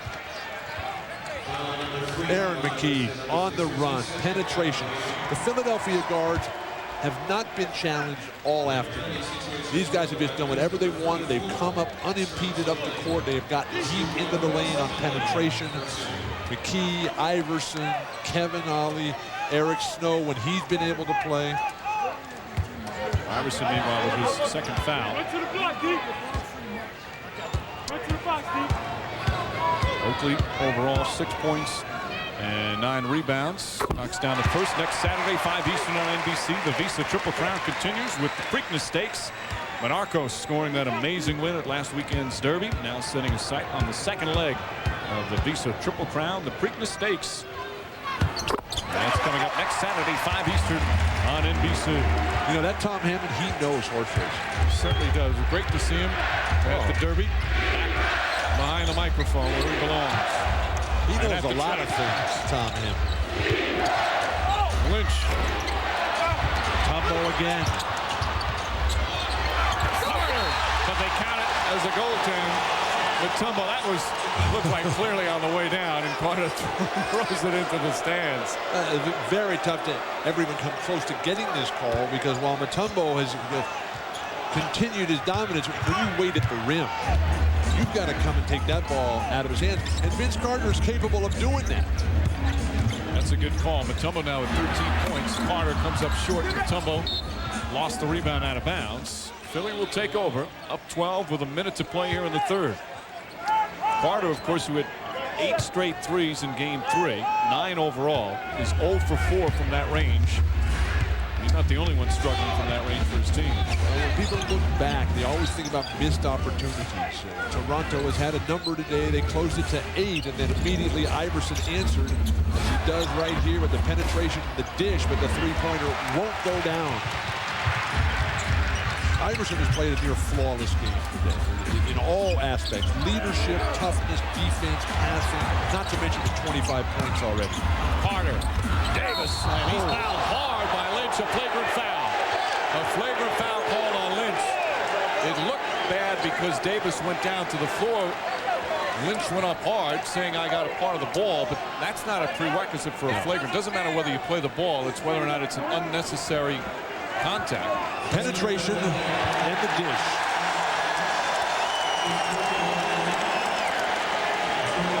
That's a tough ball.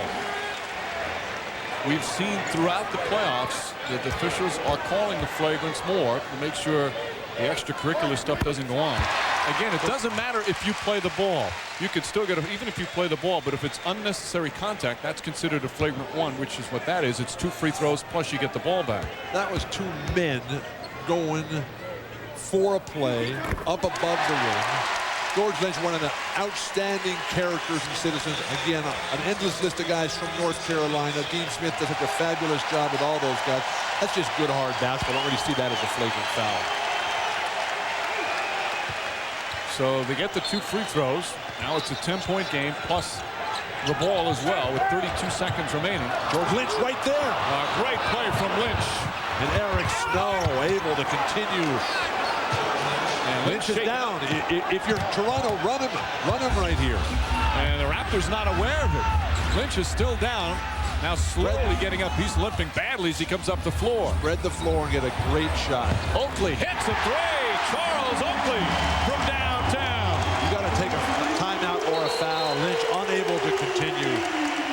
That's Oakley's second three-pointer of the playoffs, but right now for Philadelphia, the concern is George Lynch.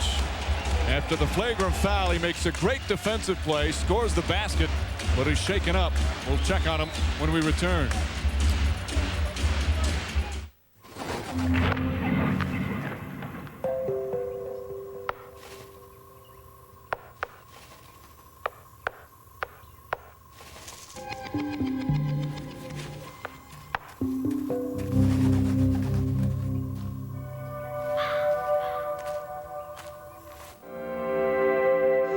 The next territory in security. Introducing the all-new Ford Explorer. No boundaries.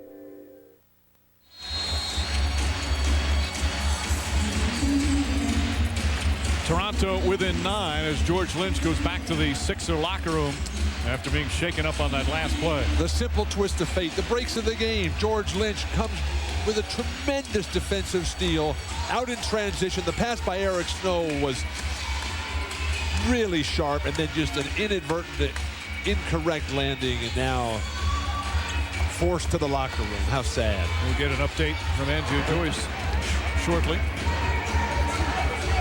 Just landed incorrectly, and a team already hurt by injuries with Eric Snow hobbled, Matt Geiger unavailable.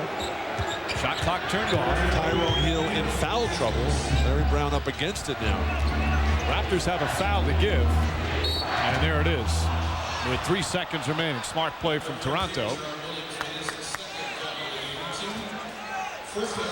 Williams picks up his second foul. Toronto really needs to gain some momentum here. Give this crowd some satisfaction. They started the clock before the ball was touched on the inbound. And Iverson misses the three. That clock started before the inbound. That's what Larry Brown's arguing. And they're going to check it out. They're coming around quickly here in Toronto to the nuances of the game. Basketball University. Watch, the clock is not supposed to start until it touches Iverson's hands. Not on the release, it's on the catch. So that looked like about a full second. I'm shocked he was even able to get the shot off. We saw the same thing in Los Angeles last week where they started the clock a little bit early. But Toronto trying to get back in this one. Larry Bird argues, apparently to no avail. We'll be back after these messages and a word from your local station. You're watching the NBA playoffs on NBC. It's the kind of thing we can only keep quiet about for so long. The 300 horsepower Lincoln Navigator now comes with 0% financing. Just announced, 0% financing on all 2001 Lincolns. Plus, Lincoln will pay your first month's payment when you buy or lease. Your Lincoln dealers are making a little noise of their own. Lincoln, American luxury. You know those moments you remember so vividly from another time and another place?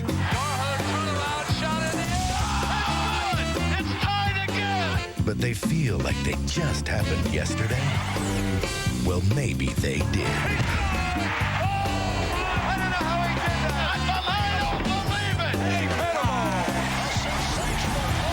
The NBA playoffs, it's all good. It's the new Saturday Night Live Mother's Day special tonight on NBC. Hey, bro, what's up with the gas mileage on this truck? Let's find out.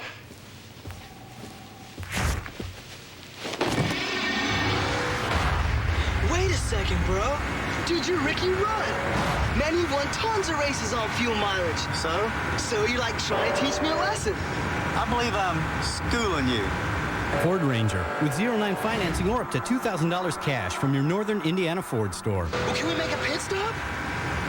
I guess not. Pink slips, strikes, and layoffs. A week of NBC 33 special reports. What to do if you're out of work. NBC 33 News at 6 starting Monday. The time, the skill, the beauty. With so much invested, why would anyone have a tattoo removed? What seemed like a good idea yesterday may not seem so good today. When is the right time for saving your skin? It's an NBC 33 special report, only on NBC 33 11 at 10 Monday. Steve Rappaport and Kent Horman, NBC 33 Sports. This copyrighted telecast of the National Basketball Association is intended solely for the entertainment of our audience. And any retransmission, reproduction, rebroadcast, or other dissemination or use of this telecast, or of the pictures, descriptions, or accounts of this game without the express written consent of the National Basketball Association is prohibited. Phillies lead's been cut to 9 as we get set to start the fourth quarter. The end of the third, a little controversial. As watch on the inbound, the clock starts before Allen Iverson catches it. It doesn't start on the release. It's not supposed to, but it does there. So extra seconds. Iverson will make the move, and he'll put up the shot after the buzzer. So obviously they were short of time, but Steve Javie, the veteran official, makes a very good judgment call here as he explains. I mean, I looked up and I caught it too quick. I'm not going to blow the whistle when the guy's shooting. I would have counted that if it went in. So it did start early, so I would have counted that if it went in. Let Mike Green know that. Let Mike Green know. Nice to see that the officials have to confer with you before anything can move forward to the fourth quarter. Well, that's a good judgment call. He didn't want to distract the shooter, but at the same time would have let it count it, even though the buzzer sounded before. Obviously he missed a shot, so it was negated. Oh, and Carter comes right back and hits the three, and all of a sudden it's a 6-point game. Swings in momentum. Who can capitalize? Who can quiet the crowd? Allen Iverson up against the shot clock now, too far away from the ball, down in the seat of his pants.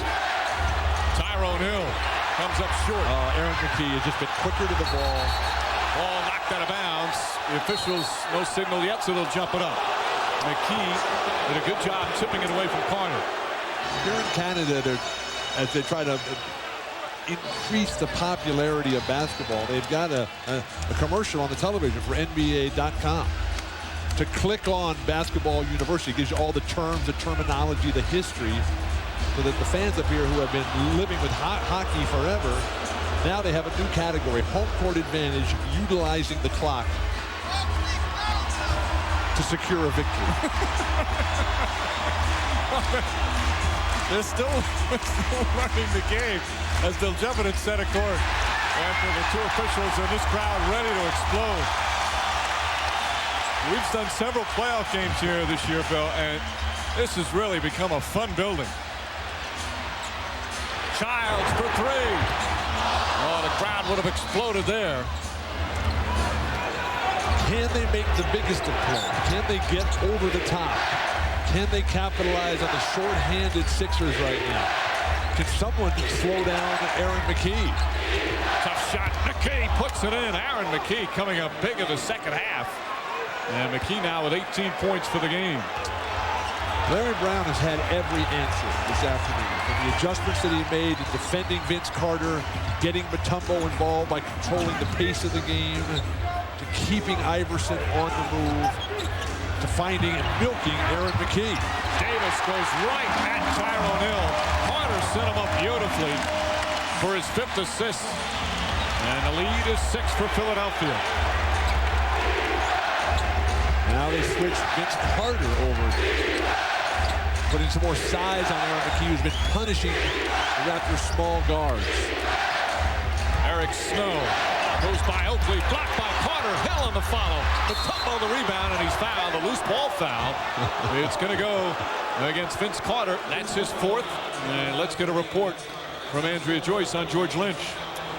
All right, Mike, I'm back by the locker rooms. As you saw, George Lynch hobbled all the way to the locker room, and it is a significant walk, aided by 2 trainers. He just left the locker room in a wheelchair. They say he has a sprained left foot. Lenny Courier telling us that. Doubtful he will return. They took him down the hall to take some x-rays. We will keep you posted. Shot clock here at 8. Good defense, Antonio Davis. Shot clock down at 3. Snow, the floater. Banks it in. Eric Snow. And it's back to an 8-point lead. When you have the shot clock as your ally, that's when you don't want to gamble.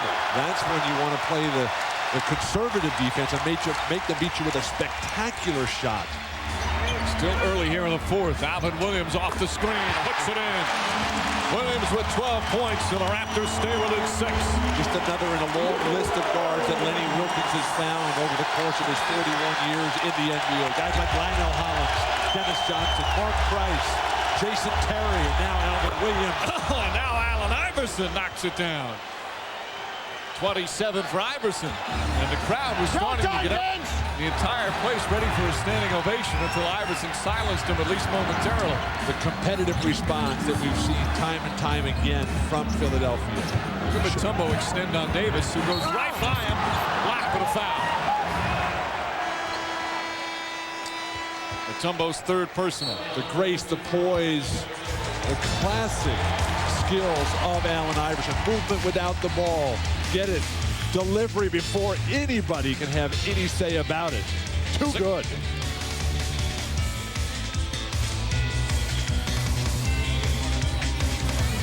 The Lakers, the Kings. The playoffs continue next on NBC. It's not where you come from. It's where you're going. It's not what you drive. It's what drives you. It's not what's on you. It's what's in you.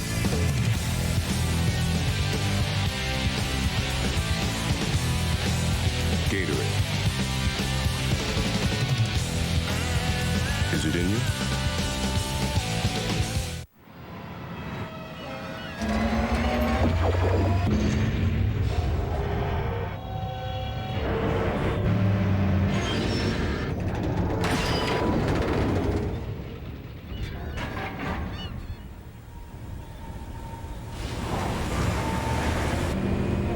Introducing the new 200 horsepower Chrysler Seabrings. Sedan, convertible, and coupe. They beg to be driven. After a lifetime of working and saving, your assets can really add up. But without the right protection, you could lose a lot to estate taxes. At Prudential, we understand that growing and protecting wealth go hand in hand. With decades of experience in estate plan funding, we can help you reduce estate taxes that could run as high as 55%. That way, more of your estate ends up with the ones you love. Come on in. She'll be down in a minute. Hot enough for you?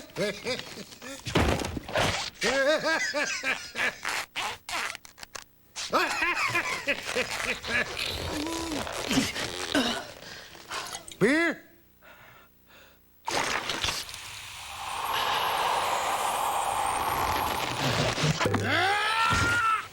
Oh my.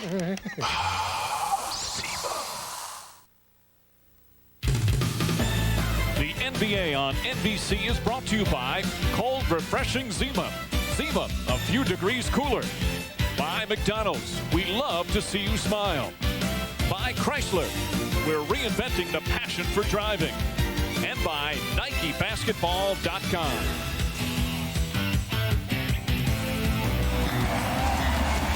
Defense has been the key for Philadelphia all day, and with Dikembe Mutombo making an apparently terrific block, we can revisit the series numbers between Mutombo and Antonio Davis. And Davis, who is having the best series that he's ever had, playing fabulous basketball, has outplayed Dikembe Mutombo this year. But that has not been the case this afternoon. The free throw clanks off. Today's numbers, you got Mutombo already a double-double with 4 blocks. And those numbers established early took Antonio Davis out of his game. And Davis, who has really shown a terrific 15-foot spot-up jumper this series, has not had a single one of those today. Not even an opportunity to deliver. Oh, that was a good block up top. Mutombo clearly held him on the arm as Iverson misses that through. Carter tracks down the rebound. But in denying Antonio Davis, Dikembe Mutombo acknowledged the pleadings of his co-Curry Brown. Get out there and play him as a perimeter guy, not as a post-up guy. Offense, Carter's lay. Oh, they're going to give that back to Toronto. They could have called a foul on Eric Snow. You stop this. Snow did a nice job deflecting it.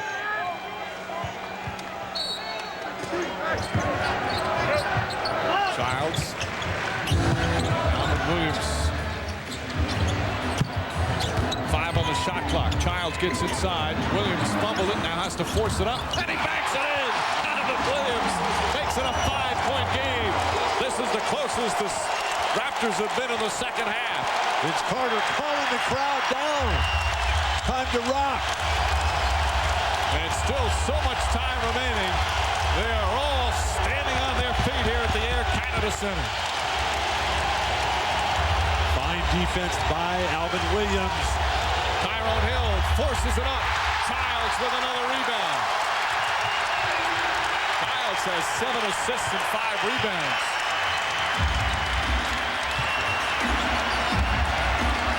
Get the crowd into a great frenzy here. Tough shot, fade away. You got a little guy go to the hoop. He rushed that a little bit. 7.5 remaining. In a 5-point game. Sixers down 2-1 in this best-of-7 series.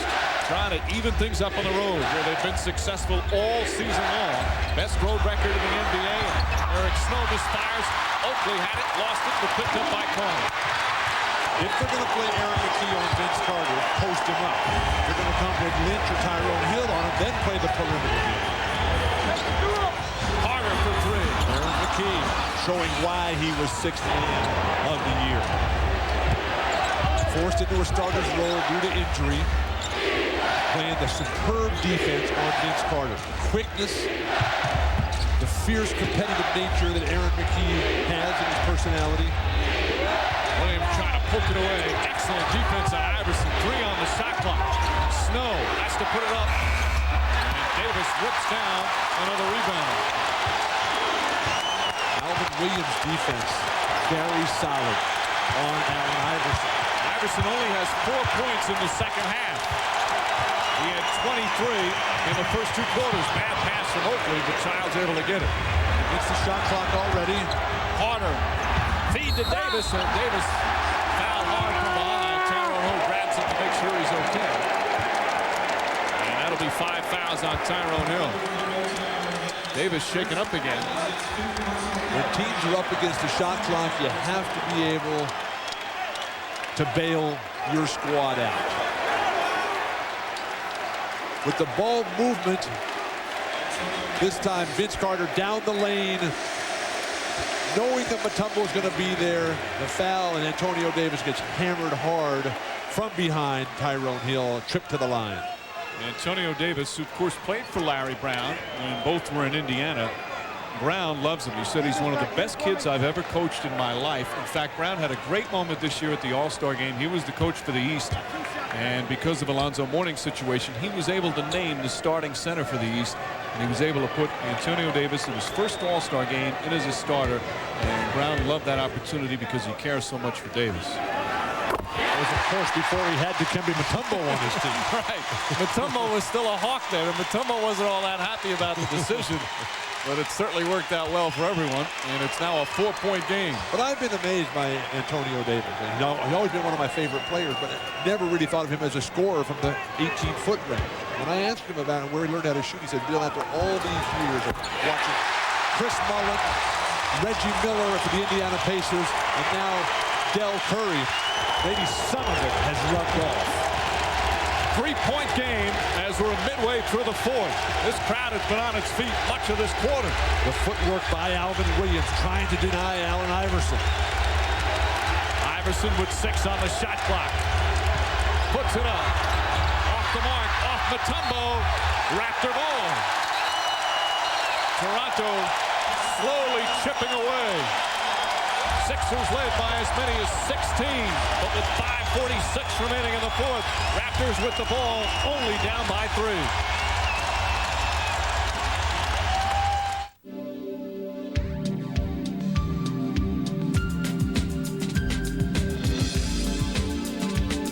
Some experiences stay with you, like the feeling of driving the new Chrysler Sebring convertible. With a 200-horsepower V6 engine and race-inspired suspension, it's an exhilarating experience that lingers. Now, well-qualified returning gold key lessees can lease the Sebring LX convertible for $329 a month.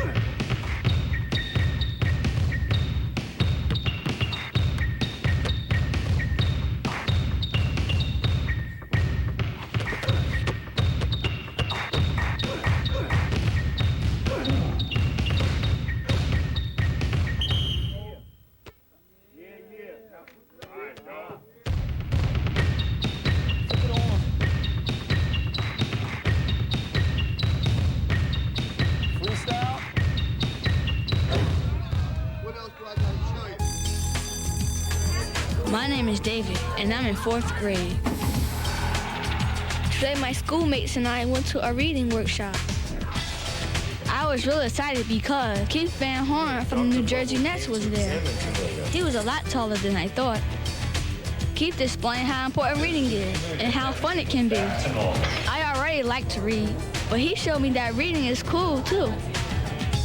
Today was a good day.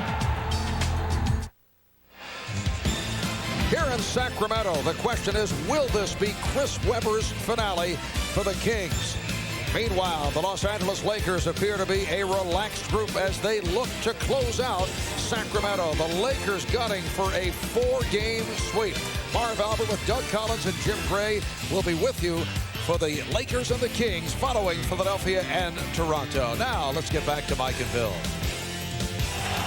I can't believe Marv thinks it's relaxing to put your feet in an ice bucket. Boy, Shaq looked pretty tight, didn't he? Meanwhile, Allen Iverson and the Sixers have watched Toronto slowly chip away. And these two, of course, have lit it up in the series. 54 for Iverson in Game 2, 50 for Carter in Game 3. And they both have played well here this afternoon. Soaring field goal percentage for Vince Carter has put his team with a little bit of an advantage here, but they have to capitalize. Carter hasn't shot the ball well, but he has 9 rebounds and 5 assists. Carter goes right at Hill, and Tyrone Hill with a good defensive play. Lenny Wilkins wanting a foul, ball knocked out of bounds, still Philly basketball. Every time that the crowd has really been there, ready to just go over the top, the Raptors have left them hanging. That's why it's so critical in these games. And you know the crowd is so hungry and ready to get off to that great explosive start. McKee, and the basket won't count as McKee and Oakley fall over each other. Players just playing hard at this point, and everybody making sure tempers don't get carried away. McKee with a terrific move. McKee's had some second half. Along the baseline, unable to close out Antonio Davis as Aaron McKee has just been too good in the hard foul afterwards, and players stumbling to recover their balance. Oakley kind of grabbing him from behind. Officials propping him up. He didn't want him to fall down. His own version of propping him up. So McKee will inbound. The foul was before the shot. Oakley's come up big in the second half. All 11 of his points. He was scoreless, 0 for 6 from the field in the first half. Of course, with all the bodies falling on the floor, some wet spots. So the ball crew coming out to dry it up. 5:24 remaining. McKee and Iverson here. They're the ones that got to create the offense to hold off the surging crowd. Iverson again, just 4 points in the second half. Robin Williams has done a very good job on him. Snow gets inside, tough shot. Mutombo knocks it down, they wave it off. The ball was above the cylinder. Offensive interference. And Toronto will get it back down 3. The ball was going to hit a second time. The anticipation, the excitement. Good call. The easiest call of the night. This has not been an easy game to officiate. Very scrappy. Coming up on 5 minutes remaining. Trying to post up Vince Carter, but Aaron McKee working him away from the basket all the time. Carter has to come way out to get it. McKee keeping him in front. Carter tries it again. Oh, that's great defense. Davis goes back door. Oakley does not get it off in time. A 24-second violation. The footwork defensively by Aaron McKee. That's all you can do when you're playing against someone who's really great like Vince Carter or Allen Iverson. All you can do is say, look, I got to play solid position defense, keep in balance, keep trying to make my opponent, even though he's going to score a lot of points, make him do something incorrect that will make him have more difficulty making the spectacular shots. Iverson, it's a two-pointer. Won't go. Carter tips it. Davis comes down with it. Vince Carter again. Hasn't shot well, but he's been a lot of little things to help this team. Williams' three-pointer won't go, and Antonio Davis with a foul on Mutombo. So Davis picks up his third. Quick shot. You had a lot of things going for you. The more you can make the defense have to stand there and get pushed more underneath their basket with the crowd urging you on, the better off you'll be playing at home. And the Raptors have had difficulty this afternoon taking advantage of that. Again, trying to post up Alvin Williams. Feed inside, and Tyrone Hill able to knock it in. That's his first field goal. And the Sixers go back up by 5. Lenny Wilkins wants to talk it over. Hill is struggling foul problems all game long, but gets a great feed from McKee. But the outstanding play of Aaron McKee has kept Philly with this tenuous lead here. There's only one Amazon. There's only one jungle. There's only one mother. There's only one mother. There's only one past. There's only one future. There's only one Jeep Liberty. The next great Jeep idea.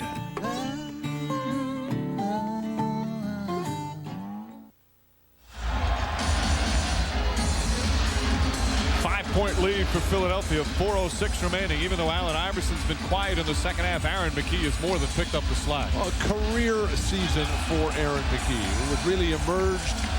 The injuries this year to Eric Snow and last year have created a golden opportunity, and he's capitalized. But in minutes, points, rebounds, assists, steals, and field goal percentage, Aaron McKee all season long established career highs, and he's carried that over this afternoon. And he's got 5 assists besides those numbers. Larry Brown really needed some help in terms of Allen Iverson in the scoring. McKee has picked that up here this afternoon.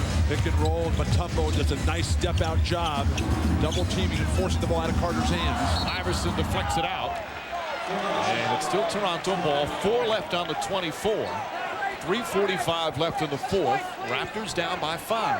Carter has not been able to get to the hoop on the back cut. The entire Philadelphia defense has zeroed in on him. Now they've got Iverson and McKee. They know the ball's coming his way.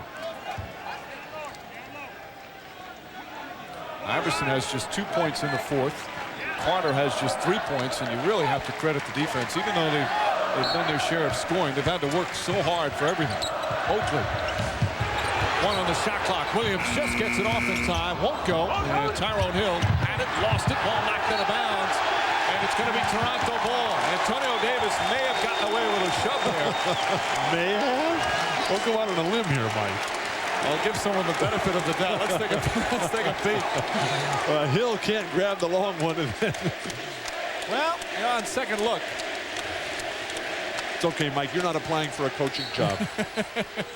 So they get a new 24. On second look, no one really had good position for the ball. And certainly no one had control.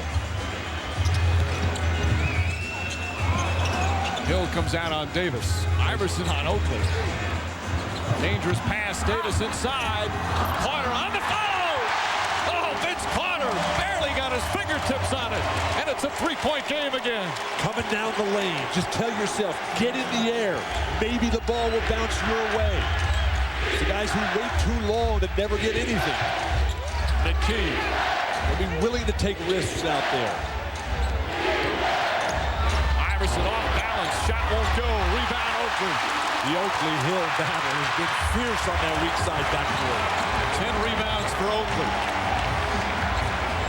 Childs for 3. Bang! Chris Childs from downtown. And the game is tied at 78.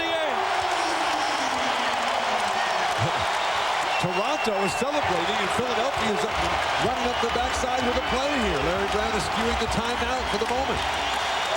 Nice step out defensively, Vince Carter.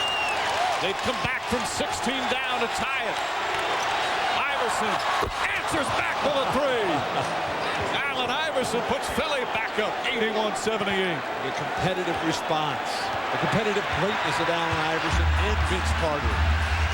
Been tit for tat, back and forth. Anything you can do, I can do better. Right down to the end of this critically important game. Coming up on 2 minutes remaining. Childs nearly threw it away. Up against the shot clock, and Toronto looks scattered in trouble. McKee comes up with another terrific play. Aaron McKee's defense just sensational. Snow puts it in, and the Sixers answer back with 5 quick points, and Lenny Wilkens needs to call timeout. Sometimes you celebrate a bit too early. Absolutely, Bill, and the roar here in the crowd silenced 2 consecutive shots. Vince Carter up above the rim once again, and then Chris Childs sees the shot clock. A lot of time there, but with Mutombo standing back behind that screen, knew it was wide open. Iverson carried the team throughout the first half. It was Aaron McKee early, but now his ability to set up his teammates and make them the stars has really been the difference this afternoon.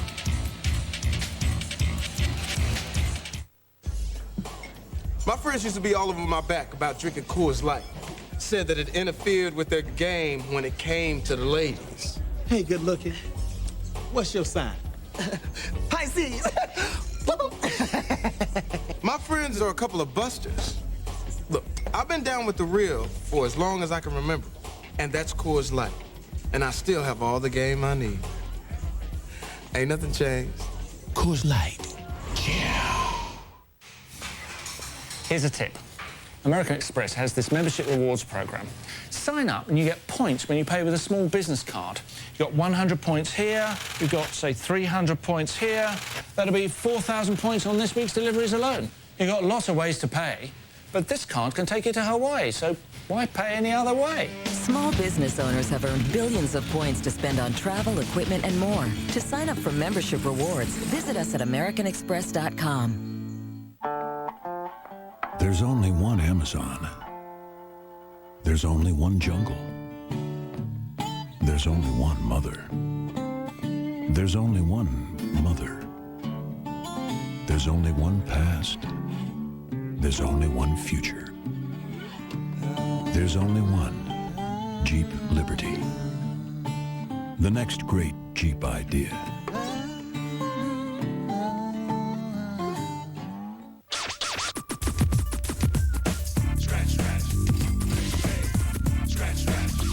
Play the Millionaire Game at McDonald's. There's cash on every card.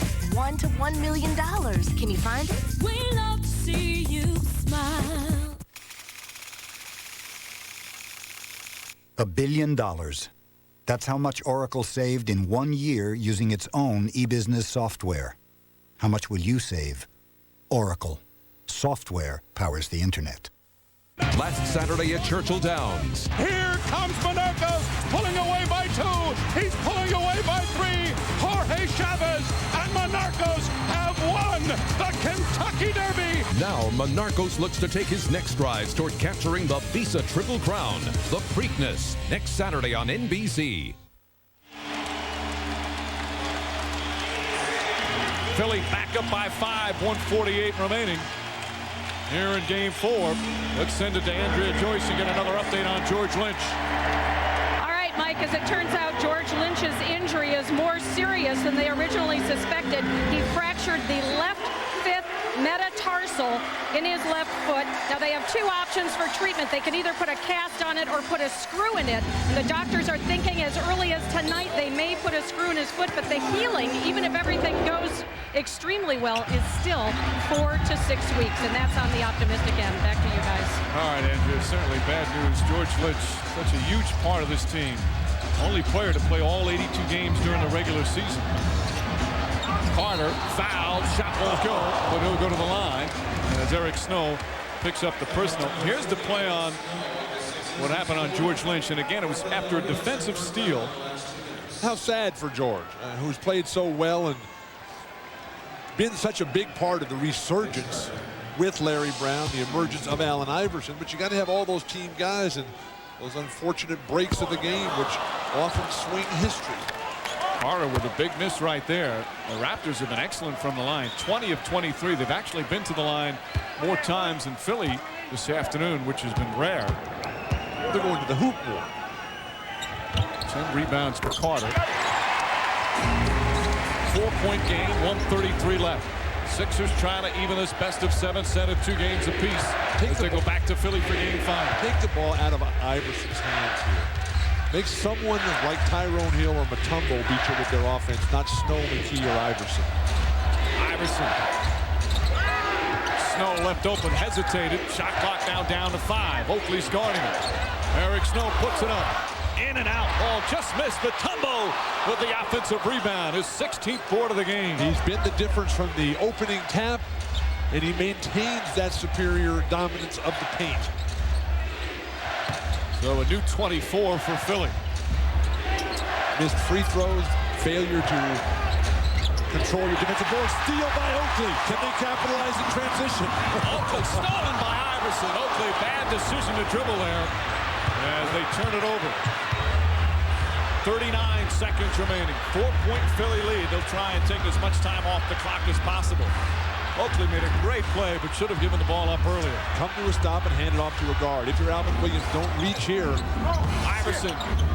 Oakley, another rebound. Got to go quickly. Under 24 seconds. Shot clock is off. Carter drives on McKee, poked away out of bounds. And it's still going to be Raptor ball with 16.3 remaining. When you make a good play defensively, don't try to do too much, something you can't do. You're not going to be able to score off the dribble 94 feet against Allen Iverson. Now, they don't necessarily need a 3 right away because they have to get the 2 possessions in. They got to get the ball back after they score here. Carter. Shot won't go, but foul immediately. Foul him. And they foul him. Davis tried to foul him once, and the whistle wasn't blown. Then fouls a little bit harder. So Mutombo will go to the line with 10.5 remaining. That's only the 14th foul, and the first in the last 2 minutes. So they'll inbound again. So Mutombo will not go to the line. And now Larry Brown just brings in nothing but shooters, guards, guys who can run and move. Ollie in for Tyrone Hill. So they had a foul to give, not what they wanted at this particular point. One time it comes back to haunt them. So they'll have to foul right away and hope that the Sixers miss some free throws. Ollie in the background has a couple of seconds to get free. Carter, make sure he's okay. 8.5 remaining. 5 fouls on Carter. Some of the fans heading for the exits. It's not over yet, although the Raptors would need a miracle finish. So Philadelphia will go to the line. The Sixers have taken only 1 free throw the entire second half. And of course, coming up, Bill, as you see, Lakers and Kings from Arco Arena, game 4 of that series. It's not been a fouling type of game. It has been beauty and grace and movement and the ballet, and Ollie steps right up. The Crenshaw High product, coached by one of the real legends of high school basketball, Willie West, before moving east where he played at Connecticut under another legend, Jim Calhoun. Ollie does not get the second, and the Raptors will call timeout with 7.7 remaining, and that's their final timeout. The 76ers on the verge of tying this series at 2 games apiece, and we'll return after these messages from your local station. You're watching the NBA on NBC. Monday, 8/7 Central. Weakest Link is heating up. You don't know the difference between Chris Rock and Aretha Franklin, do you? 8 new players compete for a $1 million prize. She got it wrong, she's off. And it's winner take all. Who is the least likely candidate for human cloning? Weakest Link, Monday at 8/7 Central on NBC. Goodbye. All I want to know is how fast can this puppy go? Let's go see. Tell me, can you read the speedometer? No! Why? Because my head is pinned to the window! Does that answer your question? Yes! Ford Focus saving you some G's with 2.9 financing plus $500 cash from your Northern Indiana Ford store. Can we stop now? We did.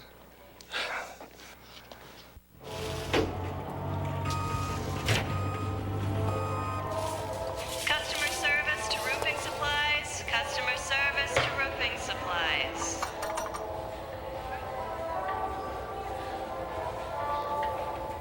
Like trying stuff out before you buy it? Well, at Best Buy, you can try out all the latest high-tech stuff. Actually, that's half the fun. Best Buy. Go ahead. Turn on the fun. They keep up with the latest fashions, but don't have a job. Their friends visit, but only stay for 5 minutes. How to tell if your kid's selling drugs. If you know what to look for, it may not be too late. Dealing with dealers, an NBC 33 special report. NBC 33, 11 at 10, Tuesday.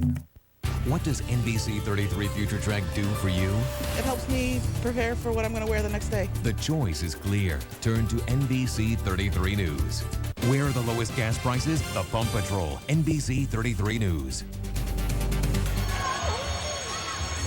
The 76ers very close to tying this series at 2 games apiece with 8 seconds remaining. They lead by 5. Toronto will have the ball. Of course, coming up, Game 5, they're back in Philly on Wednesday, and it looks like they'll definitely be Game 6 Friday in Toronto, and then Game 7, if necessary, on Sunday back at Philadelphia. Those games 5 and 6 will be on Turner Sports during the week. Oakley will inbound at half court. Carter, who's played the entire way, drives on McKee, who pokes it away. Aaron McKee puts an exclamation point on a great defensive performance, and the 76ers have even this series at 2 games apiece. The final play, a microcosm of the brilliance of Philadelphia's game today. They followed Larry Brown's adjustments to perfection. Iverson with 30 points, 23 of those in the first half, 30 points on 30 shots. Vince Carter, 25 points on 27 shots. So it's all even after 4 games. Each team getting a road win. Allen Iverson played all but a couple of seconds for his 30-point effort. He's standing by right now with our Andrea Joyce. All right, thanks, Mike. Allen, they tested you guys down the stretch, pulled to within 3. How were you able to hold them off? We just kept playing. You know, we kept working hard. You know, we had some stuff go against us tonight, and we just, you know, continue to play hard. You know, that's the makeup of this team. You know, we get down, we keep coming, we keep fighting, we keep fighting. We never stop. Coach got so much, just believe in us so much, and we believe in each other. What was going through your mind when you hit that winning shot? I don't know, I saw that he played off me. It wasn't that much time on the shot clock. I couldn't hit any shots in the fourth quarter, but fortunately that one went down for me. I want to say, You're looking for your mom? Yeah, but she ain't even here. I want to say Happy Mother's Day to my mom and my wife and all the great mothers all around the world. What did you say to the team to get them back, to get their edge back in this game? I don't have to say anything. You know, they knew what we had to do. You know, we was down 2-1, and we got to play in their house, and it's, you know, it's loud in here, and it's hard to really think in here, but, you know, only thing we was thinking about was getting out of here with a win and going home and playing in front of our crowd. Happy Mother's Day, Mom. Happy Mother's Day. All right, Allen, congratulations. Back to you, Mike. All right, Andrea, thank you. Iverson had 30, but he had plenty of help, especially from Aaron McKee with his 18 points. And just terrific defense. Philadelphia ties the series at 2 games apiece. Again, the final score from the Air Canada Center, the Sixers 84 and the Raptors 79. Coming up next, our NBA on NBC playoff tripleheader continues with Game 4 of the Western Conference semis between the Lakers and the Kings from Arco Arena. For Bill Walton, Andrea Joyce, and our entire crew, this is Mike Breen. You're watching the NBA playoffs on NBC.